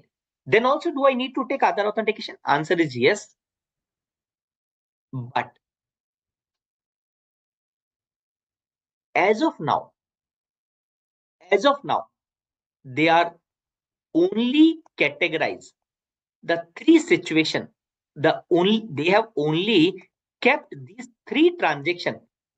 If you are already registered person. At the time of the registration, there was no concept of Aadhaar authentication, let's say. Then, do you need to mandatorily do the Aadhaar authentication? In these three cases, answer would be yes. Rest cases, as of now, it is optional. इसका मतलब क्या हुआ? If I like to take the refund of input tax credit as per Rule 89, if I like to take the refund of IGST on export, and suppose my registration is cancelled, I like to file the revocation. In these three circumstances, I can take these three actions only if my Aadhaar is authenticated. Otherwise, I cannot take three action based on existing registered person. If Aadhaar number is not assigned at all, then what to do? They are saying there will be alternative and viable mean of identification. Proviso to a person who failed to Aadhaar authentication, who has not opted for Aadhaar authentication, or based on the common metrics it has been identified, or officer with the approval and officer authorized by the commission not below the rank of assistant commissioner deemed fit carry out the physical verification, the registration shall be granted within 30 days only after physical verification in the prescribed manner and verification of the document as the prescribed officer as may deem fit. I hope we have repeated multiple times this particular part, so you have the clarity when the verification is mandatory, when the 7 days would be applicable, and when the 30 days would be applicable. Okay. In case of already registered person, Rule 10B, we have already discussed that. Yes, in the Rule 10B says that if you are already registered person, then at least 3 transactions you cannot take without Aadhaar authentication.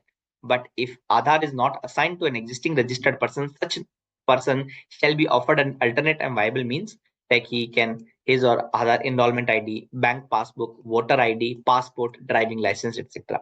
Once Aadhaar is allotted to the above, then within 30 days of allotment, he has to verify he has to do the Aadhaar authentication. These are the person who are exempted from Aadhaar. Person who is not the citizen of India, department establishment of state government or central government, local authority, statutory body, PSU or UIN. Now, at the time of making the application, you are not required to give the bank detail. A taxpayer has an option to give the bank detail after obtaining the registration within 30 days from the date of the grant of the registration or the due date of furnishing the outward supply, whichever is earlier. Okay. Earlier it was 45 days, which now it has been reduced to 30 days. And 30 days, again, there will be two conditions. Either 30 days from the registration or the due date of furnishing the details of the outward supply. If it is monthly, then GSTR1, or if it is quarterly, then IFF or GSTR1, whichever is earlier. However, this relaxation is not available for those who has granted the registration as TDS, TCS, or suo moto under Rule 60. They are mandatorily required to furnish the bank detail at the time of furnishing the application of registration. These two categories. So if I am other than these category, so I am taking the normal category of registration, then I have the option. If I will go under these categories, then I do not have the option. I have to submit at the time of application itself. Physical verification, where the proper officer is satisfied that physical verification of the case of the business of the person is required after the registration, grant of the registration. You may get such verification done for the place of business, and the verification report along with other documents, including photograph, shall be uploaded in the prescribed form on the common portal within 15 working days following the date of the verification. Where the physical verification is required before the grant of the registration as specified in the proviso 9.1, the officer shall get such verification done, and the reports along with other document shall be uploaded in the prescribed form at least 5 working days prior to the completion of time limit given in the said proviso. Issue of the registration certificate. Now everything is completed, then certificate of registration will be given in the REG 06. It will have the place of principal place of business, additional place of business, GSTIN number. Okay. So what is the GST number? The GST number would be nothing but the 15-digit number. Initially 2 will be the state code, 10 will be permanent account number, 2 represent the entity code, and last is the checksum character. Every state they have the different GST, different state code. Like for Delhi it is 07, like for UP it is 09, Rajasthan 08, something like that. Entity code, it is normally 01, but if you have the multiple registration within the state, then it will be like 02. Checksum character, it is not fixed. It will be randomly given by the portal itself, and that basically given so that the number should be unique. Display of the registration certificate on the and GST number on the name board. Every Rule 18 says that every registered person shall display certificate in a prominent location at his principal place and every additional place. Further, a GSTIN should also be displayed on the name board exhibit at the entry of his place of business. Rule 10 is talking about effective date of registration. What is the effective date? If you are making the application within 30 days from the date when you become liable to take registration, then in that case, date on which such person become liable to take registration, that will be the effective date of registration. What is the use of the effective date? If you remember section 18 under the input tax credit chapter, 18 subsection 1, it talks about ITC. So where this particular benefit will come, what is the effective date of registration? Because the liability would always be, liability to pay the tax would always be from the date on which you become liable. Whether you make the application within 30 days, after 30 days, or you not at all make the application, you will always be liable to pay the tax. But only difference that if you make the application within 30 days, then what is the effective date? Suppose I am liable to take registration on 1st January. Okay. I have applied on 30th January. My number is being granted on, let's say, 6th Feb. My effective date of registration will be 1st January. Whatever the stock lying in the 1st January, I would be able to take the ITC of that stock. There is no doubt that you have to pay the tax from 1st January onward always. Only point that what is the ITC? Would you be entitled to take the ITC from 1st January? Let's say this person has made the application on 1st Feb. Assume after the expiry of the 30 days. Then the date of the grant of the registration will be the effective date. So what is the date of the grant of registration? 6th Feb.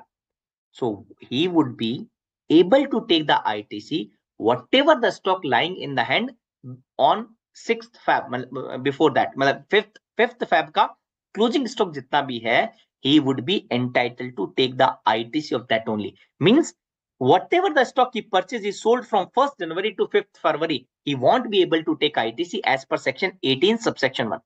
Make that interlinking. Now I was talking about special provision with respect to casual taxable person and non-resident taxable person.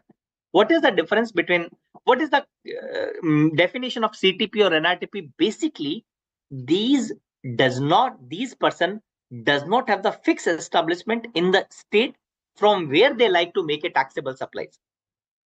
I have given the example, I belongs to Maharashtra, but I comes to Delhi only for, let's say, 10 days in the trade fair, from where I like to make the taxable supplies. Because I do not have the fixed establishment in Delhi, I cannot go for regular category of registration.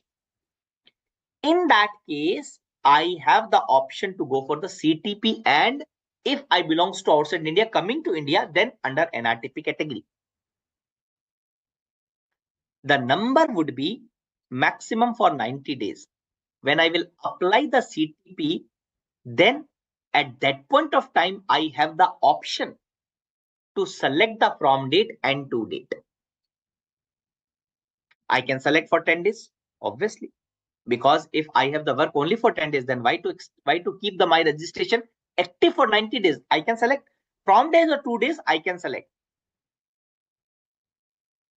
Can anybody tell me that within how many days they have to make application?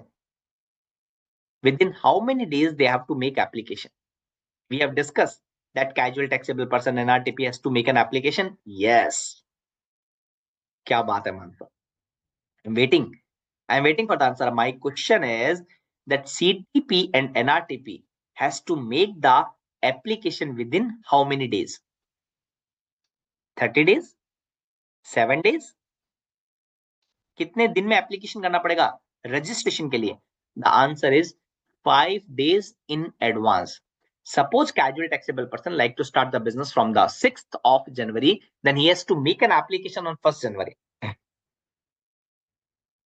When you go for application, when you submit the part B of this casual taxable person, then from date will always come 5 days after. Why? Because the application has to be made 5 days in advance. Application has to be made 5 days in advance. I hope it is clear. So this registration would be available for 90 days. It would be available for 90 days maximum. And if you extend further, the proviso says that you can extend. Initially, it is valid for 90 days, and further you can extend another period of 90 days. So maximum 90 plus 90 is equal to 180. Casual taxable person or NRTP, non-resident taxable person, has to pay the tax on estimated turnover on advance. So once you click on the casual taxable person, automatically in the application portal, they will ask what is the estimated turnover against which tax rate, and whatever the amount you will fill, based on that, you have to pay the tax, then only you can submit the application. Then if you are extending further another period of 90 days, then you have to pay again additional amount of the tax on estimated turnover. Correct? Now, suppose they have clarified by Circular 71, they have clarified, suppose my exhibition go more than 180 days, then obviously you can't take the registration under casual category or NRTP category longer than 180 days. So if this is the case, then you have to obtain the registration as a normal taxable person. While applying for the normal registration, said person should upload the copy of the allotment letter granting him permission to use the premises for the exhibition, and the allotment letter consent letter shall be treated as the proper document as for his place of business. In such case, he would not be required to pay the advance tax for the purpose of registration. He can surrender such registration once the exhibition is over. Okay. What is the deemed registration? The grant of the registration or the UIN shall be deemed to be the grant of registration under this act. इसका मतलब क्या हुआ? It means if you have given the GST, when you submit the application, then GST portal itself, it will allocate to the state jurisdiction or center jurisdiction based on some parameter. Randomly, it will be taken state center, 50-50, it will be the ratio. So sometime your application goes to the center, sometime your application goes to the state. Suppose it goes to the state, then state will issue the REG06 registration certificate. So the state is issuing the GST number. That certificate will be deemed to be the registration under this act, means CGST Act. इसका मतलब क्या हुआ? It means that you are not required to take registration CGST and SGST separately within the state. No, it will be randomly goes based on the some criteria of the GST portal. Either it will go to the state or center. Any one authority was issued the certificate, it will be deemed that other authority has also issued the certificate of registration. Okay. And notwithstanding anything contained, any rejection of the application shall be deemed to be the rejection under this act. So it means if you have applied, number is allocated under the state authority has rejected. It means your CGST authority has also rejected that application. I hope it is clear. Special provision for grant of the registration in case of the person required to deduct the tax at source, section 51, or collect at source. So when they will file the application, then they would granted the registration 3 working days from the date of the submission. Where a person is applying registration to collect the TCS or deduct the TDS, can you quickly tell me in which case e-commerce operator is not collect TCS? क्या आप मुझे बता सकते हैं कोई एक ऐसा situation जहां पर TCS will not be applicable even on the transaction made through e-commerce operator? Can you tell me one situation, one example, जहां पर TCS will not be applicable or ECO will not collect TCS? In which type of the supply? We have discussed one type of the supply where TCS will not be applicable or e-commerce operator will not collect TCS in that category of the supply.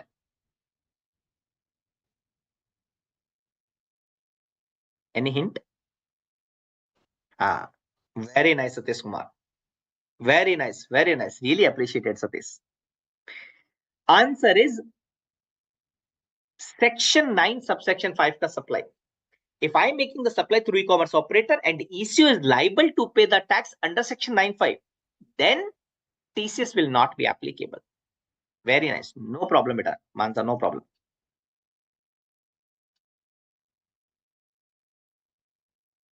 Then applying the collect deduct the TDS in the state where it does not have the physical presence. This is very new thing for the TCS category or TDS category. The person is applying for the registration to collect the TCS or to deduct the TDS in the state where it does not have the physical presence. Suppose I am e-commerce operator, I am having the presence in Delhi, but let's say I have to take registration in UP also because I am liable for TCS or TDS. Then in part A, I can mention the state of Uttar Pradesh, but name the state in which he has the principal place of business is to mention in the part B. It means state mentioned in the part A and part B would be different. In this example, he will put the Lucknow, UP in the part A, but he will put the part B, principal place of business of Delhi only. This is the special relaxation given to TCS category of the registration or TDS. Now, I told you that online information database access retrieval OIDAR services, who is located out of India, OIDAR service provider located outside India and providing the service in India to NTOR. Remember the name, non-taxable online recipient. So OIDAR, online information database access retrieval services given to NTOR. Second, online money gaming given to the any person, whether registered or unregistered. They are liable to take the mandatory category of the registration. Application has to be submitted in the different prescribed form. It would be granted subject to the condition and verification as may be notified. It is not the part of your, I think, syllabus. So you can refer the CBSE website for detail, etc. But yes, more or less REG 01 and REG 06 are being covered in detail. Now let's move to the again break for 5 minutes. We will resume after 5. Then we will complete the amendment, revocation, cancellation, and then last half an hour I will keep for any question answer. And if you do not have the question, I will ask the question. You have the basic idea about this particular type in which I am taking the lecture. So last 15-20 minutes I will only keep for the question answer, and let's start the break for 5 minutes. Sir Manish ji, एक बार break start कर दीजिए आप, ठीक है?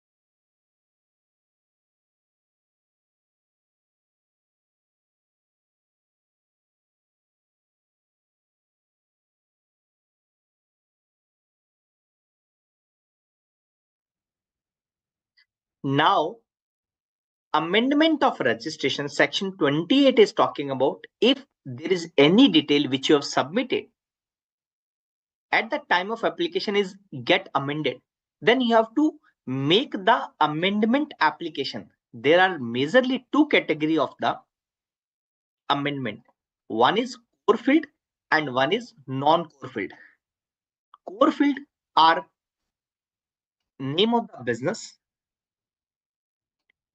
if there is no change in the PAN, addition या deletion of the stakeholder, principal place of business or additional place of business.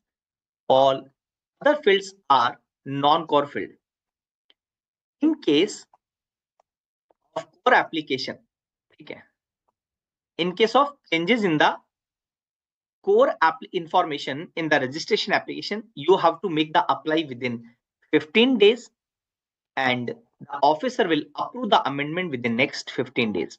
For other changes, non-core information, no approval of the officer is required.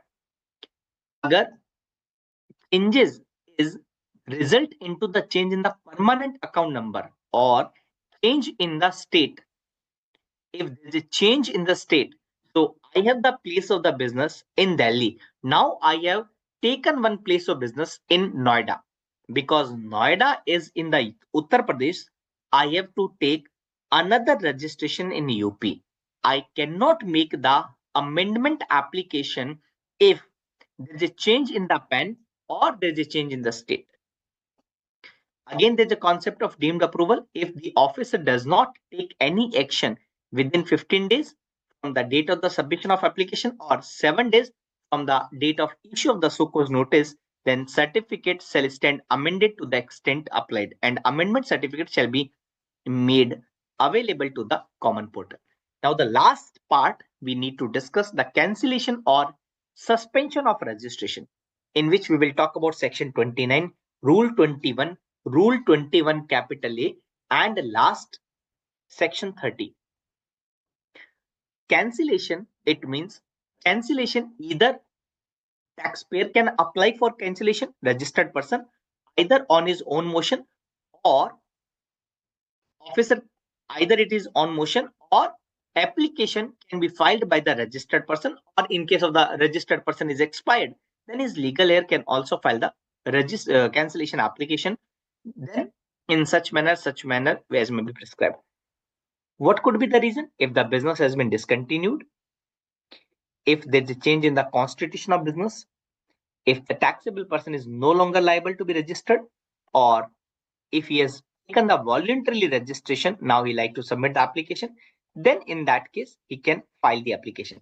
Proviso says during the pendency of cancellation, the registration will be suspended for such time, such period in the prescribed manner as may be specified. Now the 29.2 is talking about the situation in which officer will cancel the registration. Registered person has contravened the provision. If registered person is section 10 category of the registered person, he has not furnished the return for the financial year beyond 3 months from the due date of furnishing of said return. What is the, can you anybody tell me that in which return he has to file the, in which, what is the form number in which the section 10 will file the return? Can anybody tell me what is the form number, what is the filing frequency of GST return by the composition taxable person?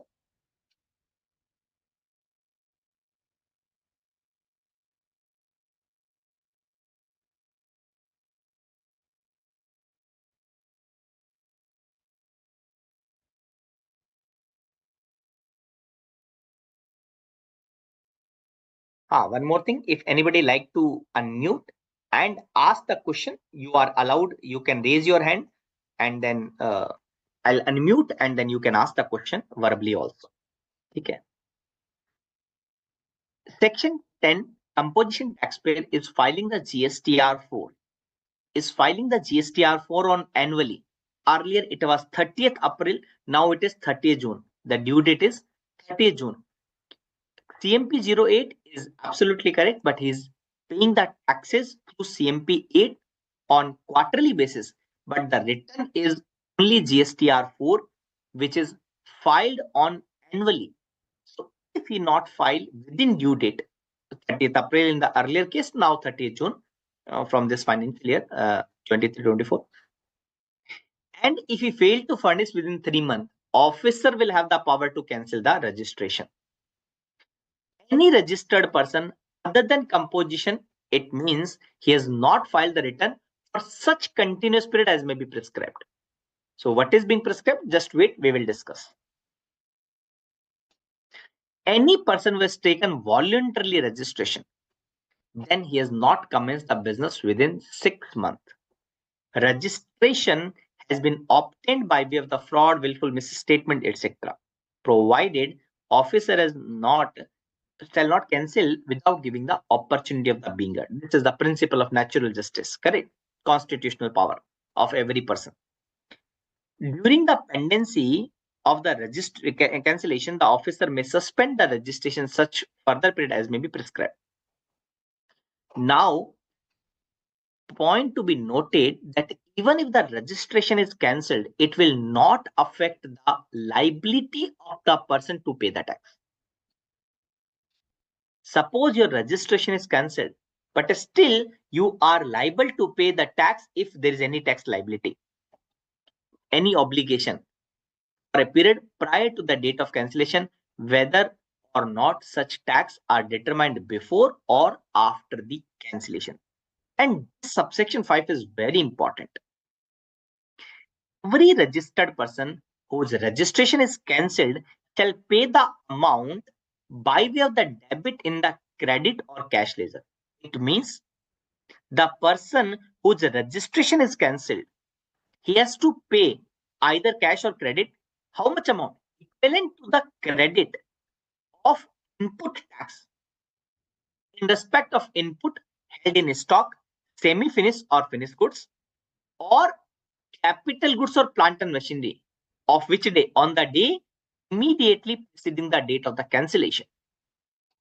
Now, very, very dangerous thing, or the output tax payable on such goods, whichever is higher.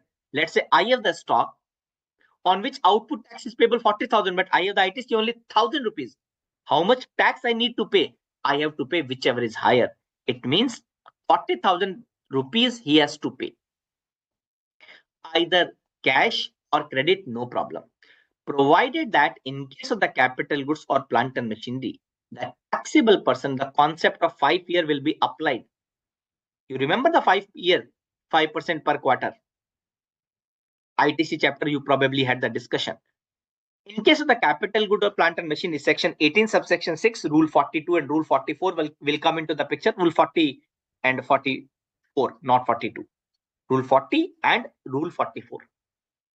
The taxable person shall pay the amount equal to the ITC on the said capital goods, reduced by such percentage point. What is the percentage point? Can anybody tell me how much percentage point is to be reduced? Can anybody tell me कितना percentage point reduce करना पड़ेगा in case of the capital goods?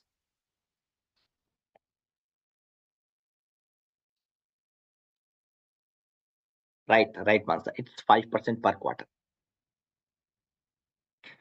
Under section 15, whichever is higher. Okay, reduced by such percentage point as may be prescribed, or the tax on the transaction value, whatever the tax is payable under section 15, whichever is higher. So that please remember. Rule 21.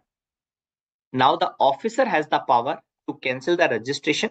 Yes, we have discussed in 29 subsection 2. Further category has been given. It does not conduct the business from the declared place of business. Invoice or bill has been issued without supply. Anti-profiteering, section 171. What is anti-profiteering? Just in brief, I will explain.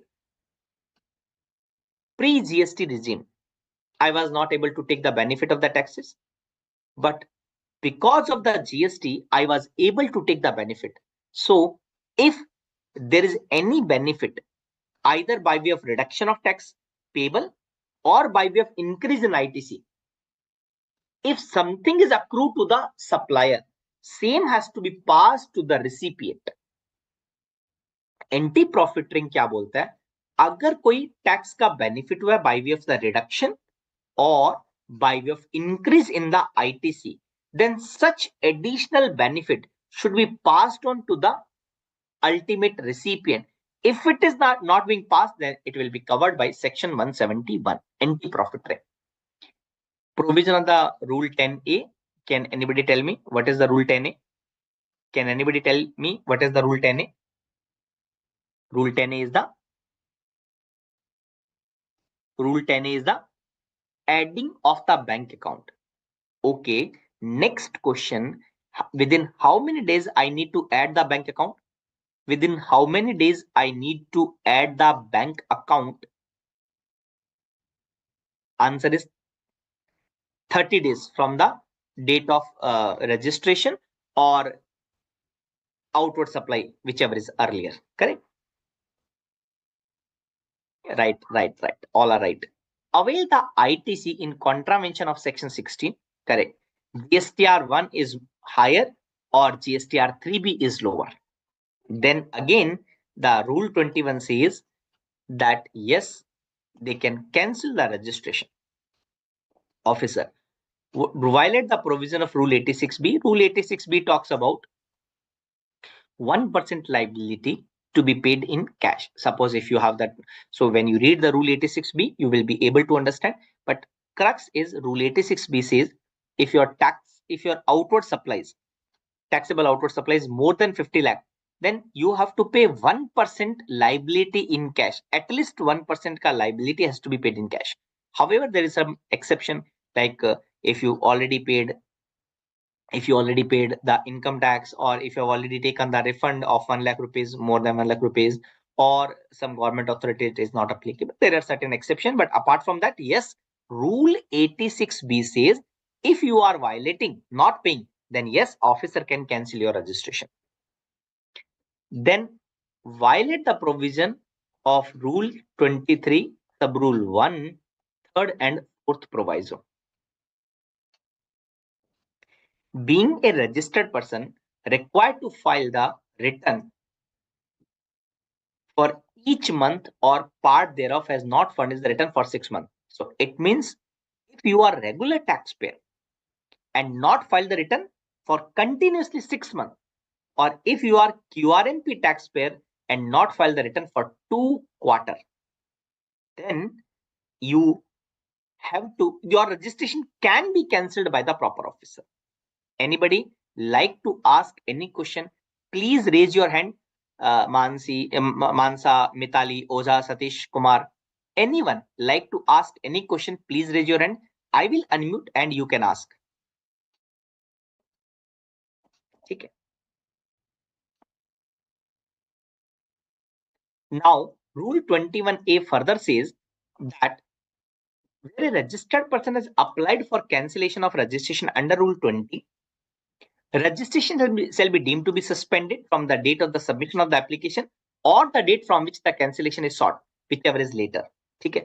Where the proper officer has reason to believe that registration of a person is liable to be cancelled under under section 29 or rule 21, he may suspend the registration with effect from the date to be determined by him pending the completion of the proceeding of cancellation. We have already discussed this part.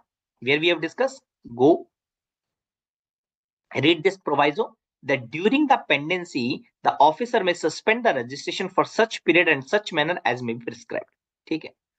Now 21A sub rule 2A, a comparison of GSTR 3B and GSTR 1. So GSTR 3B, you know, GSTR 3B, GSTR 1. What is the GSTR 1? GSTR 1 is the details of outward supply. GSTR 1A, he can again amend or add the outward supply. 3B is the summarized details of outward supplies and tax liability, ITC and net tax he is paying the same through 3B. So a comparison has been the return furnished by the registered person under section 39. What is the 39? It is GSTR 3B. With which return? With the GSTR 1 and 1A. Or the details of inward supply derived based on the GSTR1 of the supplier. It means the first return is outward supply. How much I am reporting in the GSTR1 plus minus 1A and how much I am paying the tax in the 3B. That comparison. Second comparison, they are talking about inward supply. The GSTR2B, which is furnished based on the supplier filing the GSTR1 or 1A on and my ITC. Or such other analysis as may be carried out on the recommendation of the council. So the significant difference or anomalies indicating the contravention of the act or the rules, then leading to the cancellation. So such other analysis as may be, then they have not prescribed, they have not given what is the difference. No, they have not given the difference. They are saying yes, if it is significant and based on the recommendation of the council, they can cancel the registration. 10A. What is the 10A? Adding the bank account. Correct? Shall be suspended and shall be intimated in RG 31. That person does not add the bank detail within the 30 days ka time limit. Highlighting the difference, anomaly, or non-compliances, and within him to explain within a period of 30 days as to why the registration should not be cancelled. Okay. Registration, registered person whose registration has been suspended either under Rule 1, Sub-Rule 2, Sub-Rule 1, Sub-Rule 2, or 2A shall not make any taxable supplies during the period of suspension and shall not be required to furnish the return under Section 39. This point has given the big relaxation. What big relaxation has been given? The registration, if suspended, I am not required to file GSTR 1, GSTR 3B. I am not required to file any return. This point has created the confusion. Does not make the taxable supply. Does it mean that if my registration is suspended, I can't do the business at all? They have given the meaning of taxable supply. Shall not make taxable supply का मतलब क्या है? He cannot issue the tax invoice and he cannot charge the tax during the period of suspension. He can do the business. There is no problem. Registered person whose registration has been suspended shall not grant any refund during the period of suspension. Yes. No question, no confusion. Someone is asking that can we raise, can we unmute? I think Mitali or Mansa or someone has asked a question. So now you can unmute. You can request for unmute. Technical team will do the unmute, and then you can speak your question. You can ask the question by unmuting yourself. The suspension of the registration under Rule 1, Rule 1, 2, or 2A shall be deemed to be revoked upon completion of the proceeding by the proper officer and shall be effective from the date on which the suspension had come into effect. This creates practical problem. What is the practical problem? Let me explain you. My application was submitted, let's say, on January 2022. The day when I submit the cancellation application, my number go into the suspended category. Yes. But officer does not take any action. It means he has not approved my cancellation application. Now, let's say after 3 years, 2 years, 3 years down the line, now he's saying that I'm not satisfied with your cancellation application. So I am rejecting your cancellation application. It means if my registration of cancellation is being rejected, then it means my number would be active from the date of the suspension. That is big problem. It means I have to file all the return GSTR1, 3B for the past 3 years. Provided that suspension may be revoked by the officer during the pendency of the proceeding if he deem fit. You know that if the officer wants, he can make the registration again active. Provided that where the registration has been suspended under Sub-Rule 2A for contravention of the provision contained in Section 29(2)(b) or C. What is that? 29(2) Sub-Rule subsection B and subsection C, Clause B and Clause C, sorry. if the composition dealer does not file the return within 3 months from the end of the financial year, or C was regular taxpayer has not filed the return within the prescribed time limit, then the registration which is cancelled once the taxpayer file all pending return, system himself will do the revocation. That is the very important and very nice thing given to the taxpayer, that if number is suspended because he has not furnished the return, composition 3 month और regular है तो 2 quarter या 6 month, then his number would be active again if he file all the pending return. It means there is no human intervention. It will done by the system itself. Provided that where the registration has been suspended for contravention of the provision under Rule 10A. What is the Rule 10A? Not adding the bank account. Correct. And the registration has not been cancelled by the officer. The suspension shall be deemed to be revoked upon compliance of the Rule 10A. It means if the registration has been suspended, now you add the bank account, it will automatically be revoked. Where any order having the effect of the revocation of suspension, the provision of the clause A, 31(3)(a) and section 40. What is the 31(3)(a)? That is concept of the revised invoice, which we will discuss in the next class. And section 40 is the first return. Okay. In respect of the supply made during the period of suspension to the date of the revocation. ठीक है, उस period में जो भी supply करेंगे, he will report the same in the first return.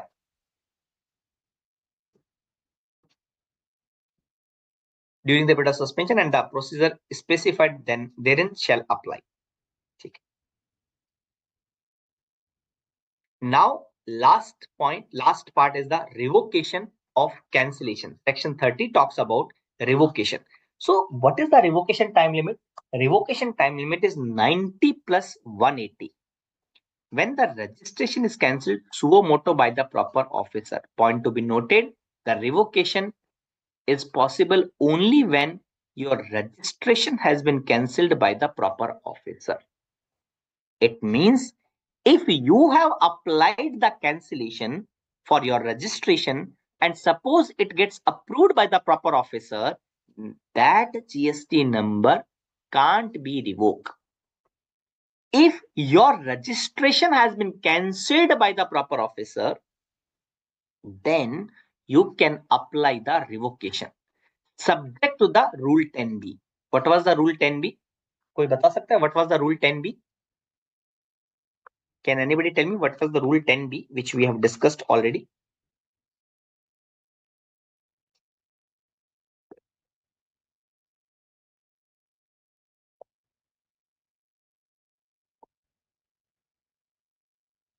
Satish, Mansa, Mitali, everyone.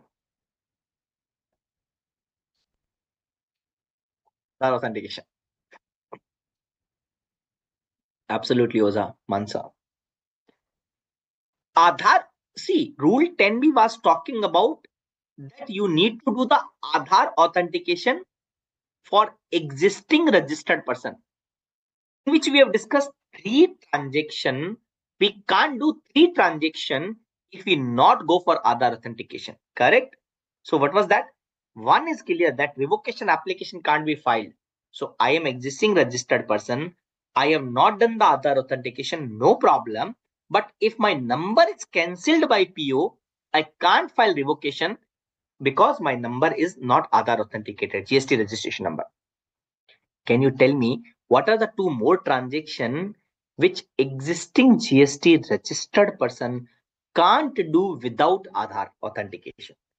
क्या आप मुझे बता सकते हो वो 2 कौन से और ट्रांजेक्शन थे जो एग्जिस्टिंग जीएसटी रजिस्टर्ड पर्सन नहीं कर सकता अगर आधार ऑथेंटिकेटेड नहीं है? Absolutely Satish, really appreciated. Yes, you have given the correct answer. Just waiting for other also.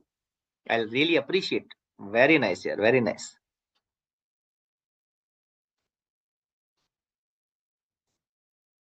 No problem. Satish has given the right answer. Refund of ITC as per Rule 89 and refund of IGST of the tax paid on export. Rule 96, correct? Absolutely. So the revocation application has to be filed within 90 days from the date of the cancellation order, or this 90 days can be extended by another period of 180 days.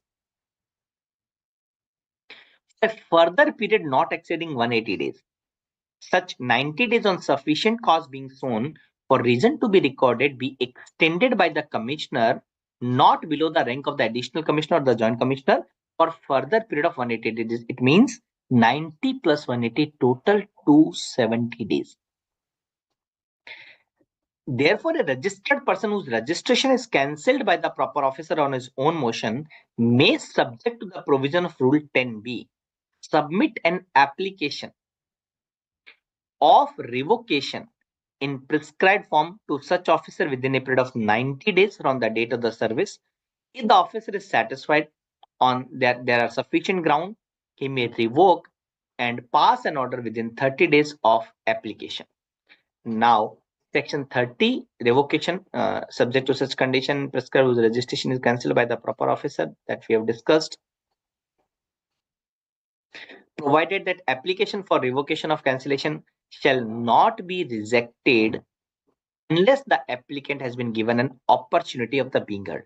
Such revocation shall be subject to the such condition and restriction as may be prescribed. Now, a registered person whose registration is cancelled, that we have already discussed. Provided also that where the registration has been cancelled with retrospective effect, the registered person shall furnish all written relating to the period from the effective date of cancellation till the date of order of revocation of cancellation within a period of 30 days from the date of the order of the revocation of cancellation. Now, this is very important provision. क्या कहता है ये?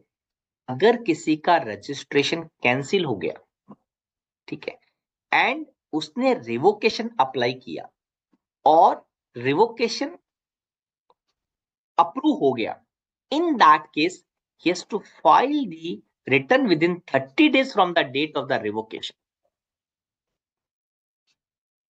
Now, mainly because of this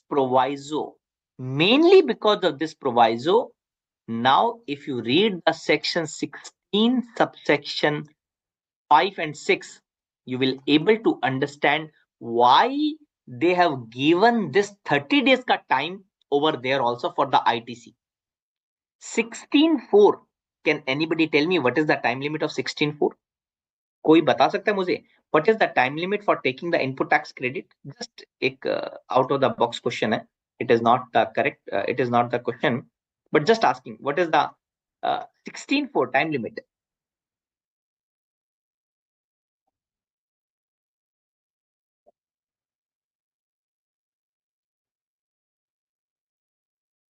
It is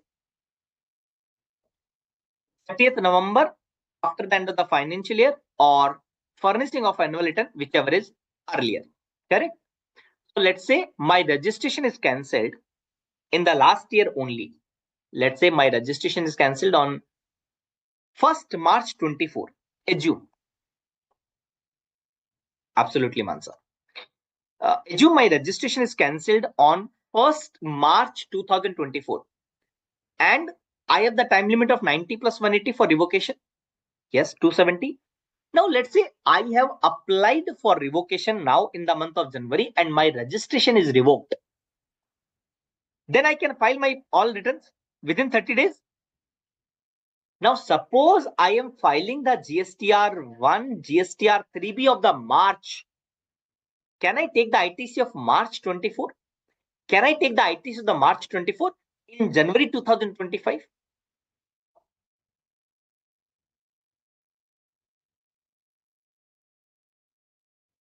Logically, आप सोचिए and tell me, would I be able to take the ITC after the expiry of the time limit of 16.4? The prima facie answer would be no. Because the time limit has already been expired of 16.4. How can I take the ITC?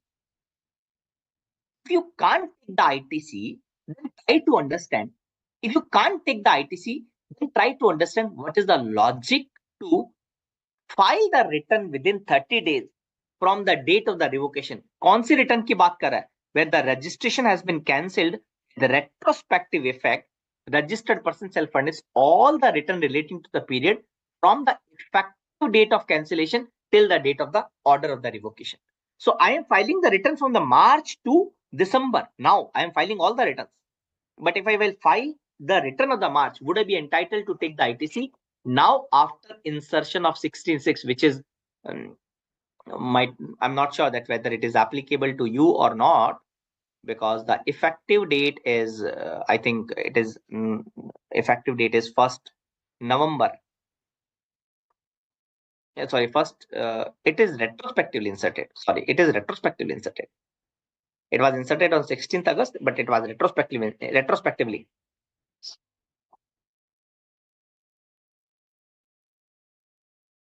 एक minute रुकिएगा. Just allow me 1 minute. Just allow me 1 minute. So that probably you had the discussion in the ITC chapter. So only point I like to highlight that why there is a requirement to insert the ITC eligibility even after 16.4. The reason is this proviso. As per my understanding, this could also be one of the substantial reason, because it allows me to file. It is asking me to file all return within 30 days. So if I can file the return within 30 days, it means it is allowed. If it is allowed, then why I am not allowed to take the input tax credit? So that you need to discuss whenever it is applicable. I'm not sure. So now, where the proper officer is satisfied for the reason to be recorded in writing that there are sufficient ground for revocation, he shall revoke in RG 22 within a period of 30 days. The officer reason to be recorded in writing by an order reject application, he has to give the opportunity of the being heard. Officer, before passing the order, issue the notice why the application for revocation should not be rejected, and he has to give the reply within 7 days from the date of the service of the notice. Upon receipt of the information, the officer shall proceed to dispose of the application in the manner specified and within a period of 30 days from the date of the application. So by this, I have completed my registration chapter. Now you ask the question. Meanwhile, I will also ask the question, and a couple of questions I will ask. So by this, I will ensure to revise most of the provisions of the today class. If you have the question, you can just raise your hand and I will unmute. You can ask. So fine. Tell me, what is the threshold limit? 10, 20 or 40? What is the basic threshold limit? 10 lakh, 20 lakh, 40 lakhs. I request everyone give the answer in the chat box. I request everyone give the answer in the chat. The answer is special category state 10 lakh, other than special category state 20 lakhs. Tell me when the 40 lakh limit would be applicable. When the limit of the 40 lakh will be applicable. 40 lakhs का limit कब applicable होगा? When the 40 lakh का limit will be applicable.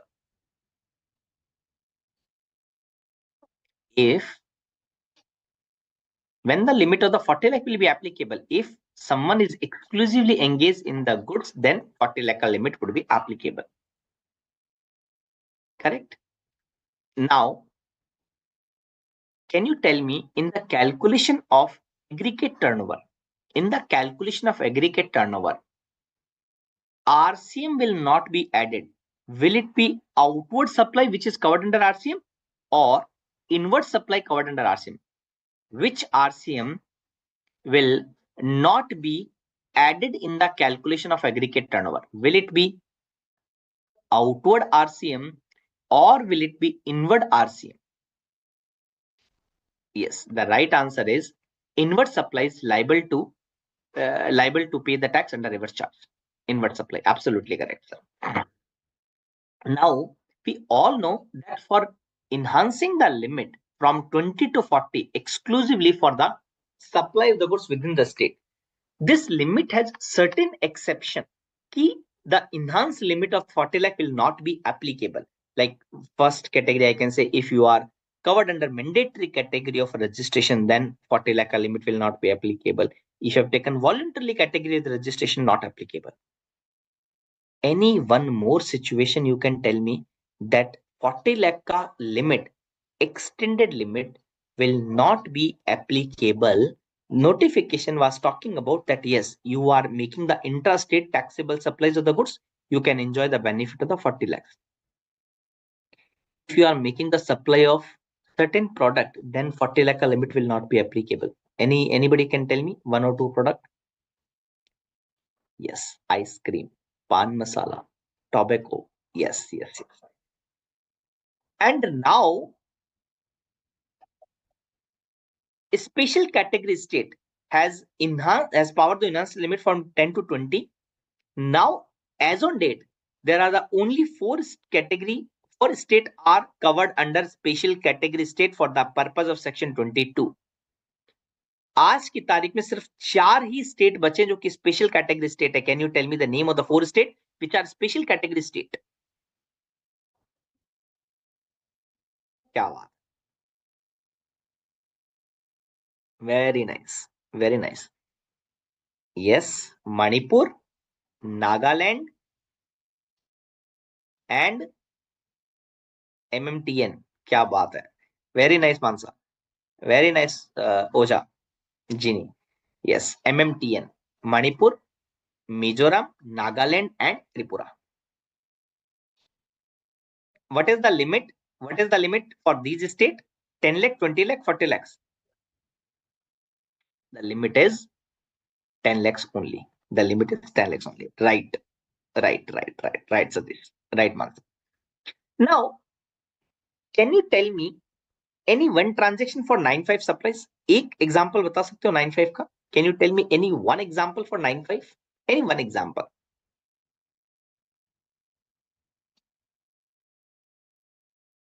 Any one example of 95 supplies? Transportation of passenger, housekeeping. Yes, yes, absolutely correct. Restaurant, absolutely. Now, they are liable to take mandatory category of registration, or they can take the benefit of the basic threshold. Tell me, 95 deemed supplier, are they liable to take mandatory registration, or they can enjoy the benefit of the basic threshold limit?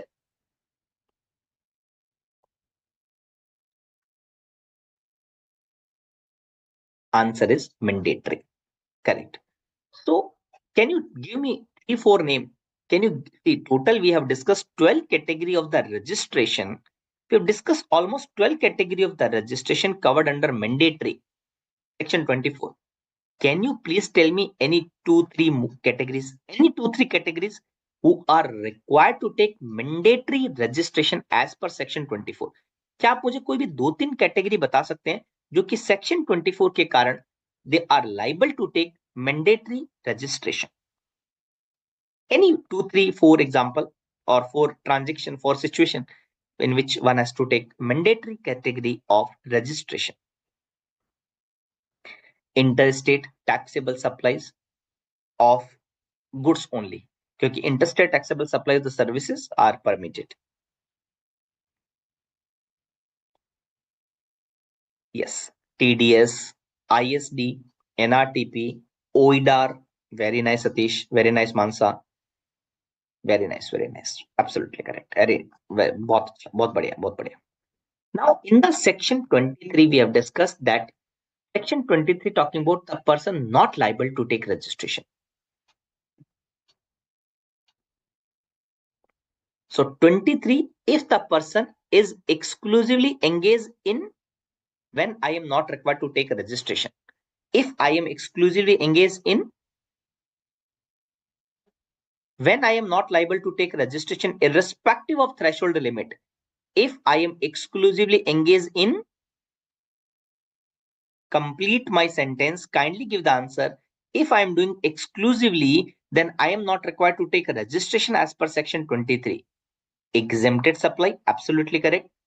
Exclusively engage in outward RCM supply. Yes, absolutely correct. Some more. Exclusively engage in non-taxable supplies. Can you give me any one example of non-taxable supplies? क्या मुझे आप एक non taxable supply के example बता सकते हैं?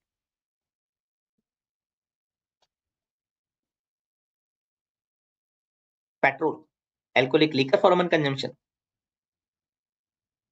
Correct. So now after casual taxable person are normally required to take mandatory category of registration, in which case he is not required to take mandatory, he can enjoy the basic threshold limit. कौन से case में casual taxable person को mandatory registration applicable नहीं होता? In which case casual taxable person does not cover under mandatory category, he can enjoy the benefit of the basic threshold limit if he is engaged in supply of the handicraft goods. Absolutely, Satish. Correct.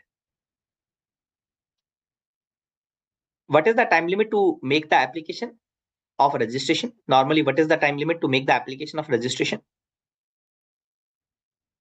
कितना time में registration application करना होगा? Within 30 days. Within 30 days. 5 days in advance किस case में? 5 days in advance, in which case the application has to be made 5 days in advance. CTP and NRTP. Can I have two registration within the state or two place of business? I have the two place of business. Can I have two separate registration for each place of the business within same state? क्या मैं दो registration ले सकता हूं एक ही state में? Yes, I can. I can. Can you tell me what is a distinct person? We are using one technical term always. Distinct person. What is the meaning of distinct person?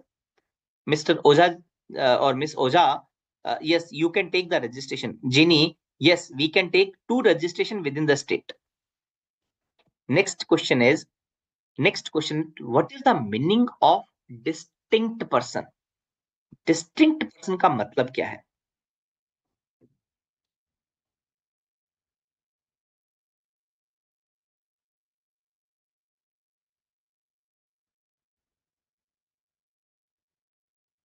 One pen, multiple GSTIN.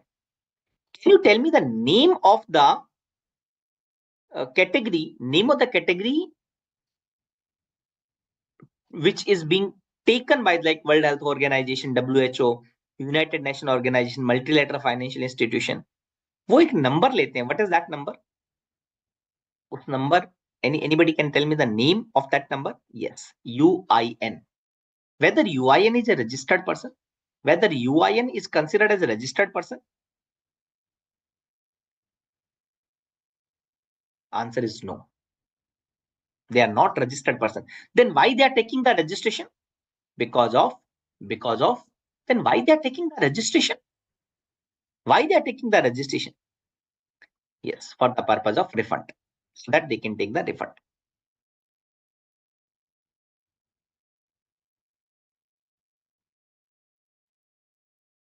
If I have one business unit in SEZ, one is outside SEZ, but state are same, can I have the one registration only, or I have to apply two registration? Can I have one registration covering both location, SEZ and outside SEZ? क्या एक registration में मैं SEZ और outside SEZ दोनों cover कर सकता हूं? No, no. Can you tell me, if you are having the SEZ, then you have to take separate registration for SEZ. Can you tell me that which all are exempted from Aadhaar authentication? क्या आप मुझे बता सकते हो कि वो कौन से पर्सन हैं जो आधार से एग्जेम्प्टेड है?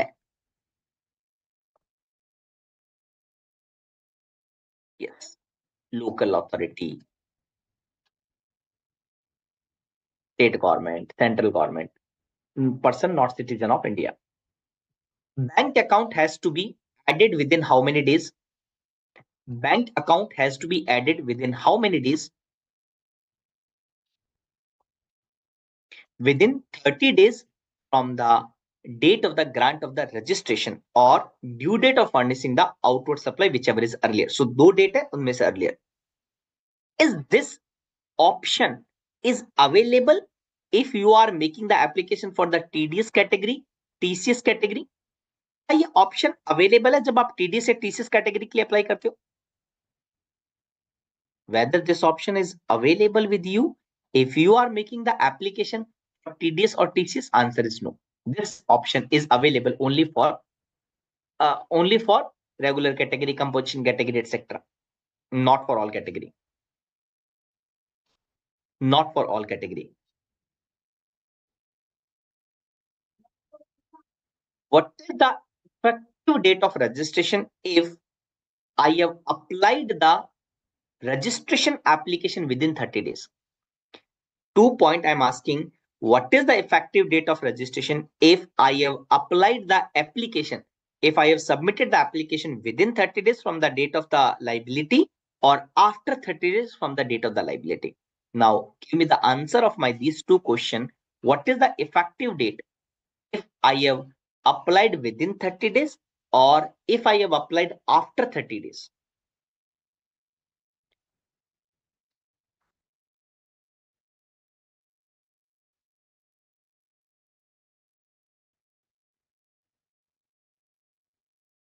Answer is if within 30 days, then date on which I become liable to take registration, that will be the effective date. If after 30 days, then date of the granting of the registration will be the effective date. Fine. In case of casual taxable person or non-resident taxable person, normally the registration would be valid for how many days? A registration would be valid for how many days? Absolutely correct. 90 plus further you can extend by 90 days. So total 180 days. If I am doing the business for more than 180 days, let's say one exhibition is going on, which is more than 180 days, can I go for a casual taxable person? Can I go for casual taxable person?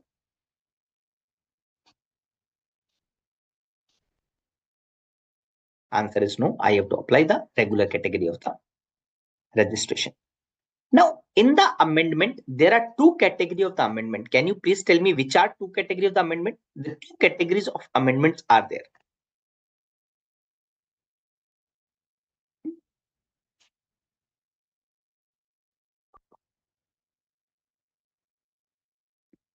There are two categories of the amendments are there. There are two categories of the amendments are there. Which are the two categories of the amendment? One is,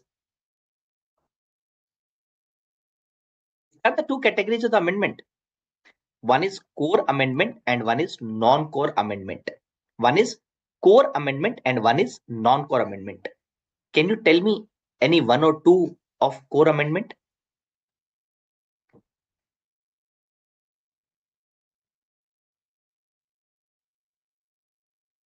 Core amendment includes change of the name, legal name, addition and deletion of stakeholder, principal place, additional place of business.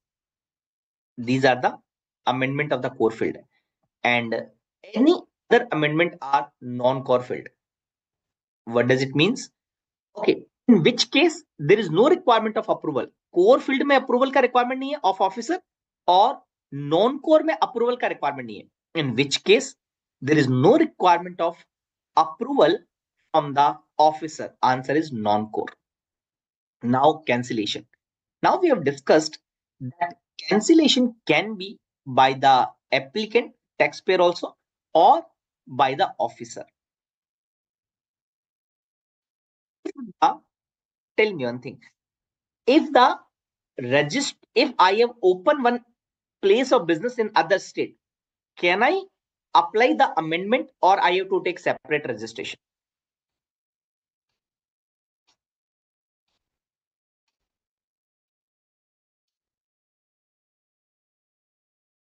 I am having the registration in Delhi. Let's say I have opened one office in Rajasthan.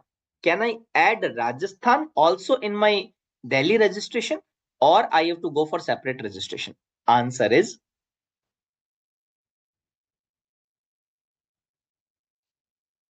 separate registration.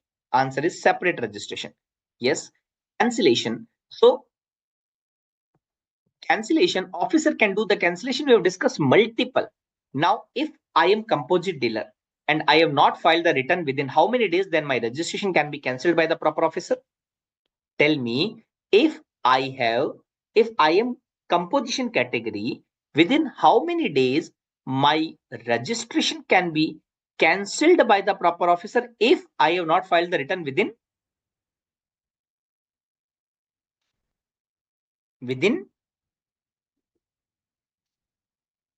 3 months after the end of the financial year, within 3 months from the due date. And what is the due date? What is the due date for composition taxpayer? Earlier it is 30th April and now it is 30th June. Absolutely correct. It is earlier it was 30th April, now it is 30th June. And if I am not composite dealer, let's say I'm a regular dealer, then for how many periods I have not furnished the return, then my registration can be cancelled?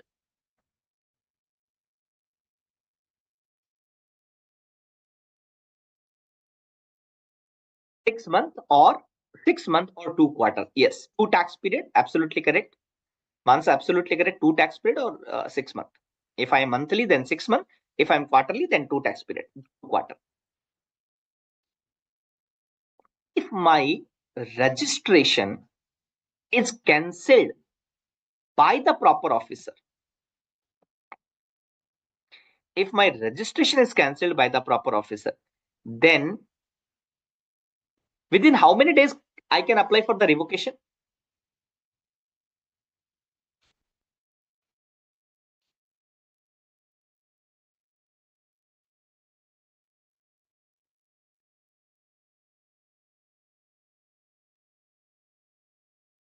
$90 days. And 90 plus 90 plus 90 plus 180, total 270, and I have to file all the returns within how many days? Once my registration is active, revoke, then how many days I have to file all my returns? Answer is 30 days. So by this we have completed my registration ka revision also. I hope you all have enjoyed the discussion. Next class we will do the tax invoice, documents, records, etc. We do all these points. All this topic will be, next class will be on the tax invoice. Now I will take 10-15 classes, approximately 17 classes is there. So I will take the balance classes. So be ready and be attentive. And whenever you ask the question, I will try to give the reply. I hope everything is okay. Now, goodbye to all of you. We'll meet on the next Saturday. Yes, sir. Most of the question. No problem, beta. No problem. But you have attempted well. No issue, Mansa. You आपने अच्छा attend किया, कोशिश करते रहिए. Just make sure that आप revision कर लीजिए. Just make sure that whatever we have discussed, that you revise everything. Thank you, Satish. And tell your friend, Satish, Mansa, and everyone. Tell your friend to participate, join the class regularly. So by this we can have the interactive session. So recording available है, that is agreed, but recording में वो मजा नहीं आता. Recording will not give so much of attention. There may be the disturbance. So please tell your friends, your circle, that at least join the class regularly. We can enjoy the benefit of the interactive session. You all. Okay. Thank you very much. Goodbye to all. We'll meet in the next class. And Ajit ji and Manish ji, you can wind up the session. Over.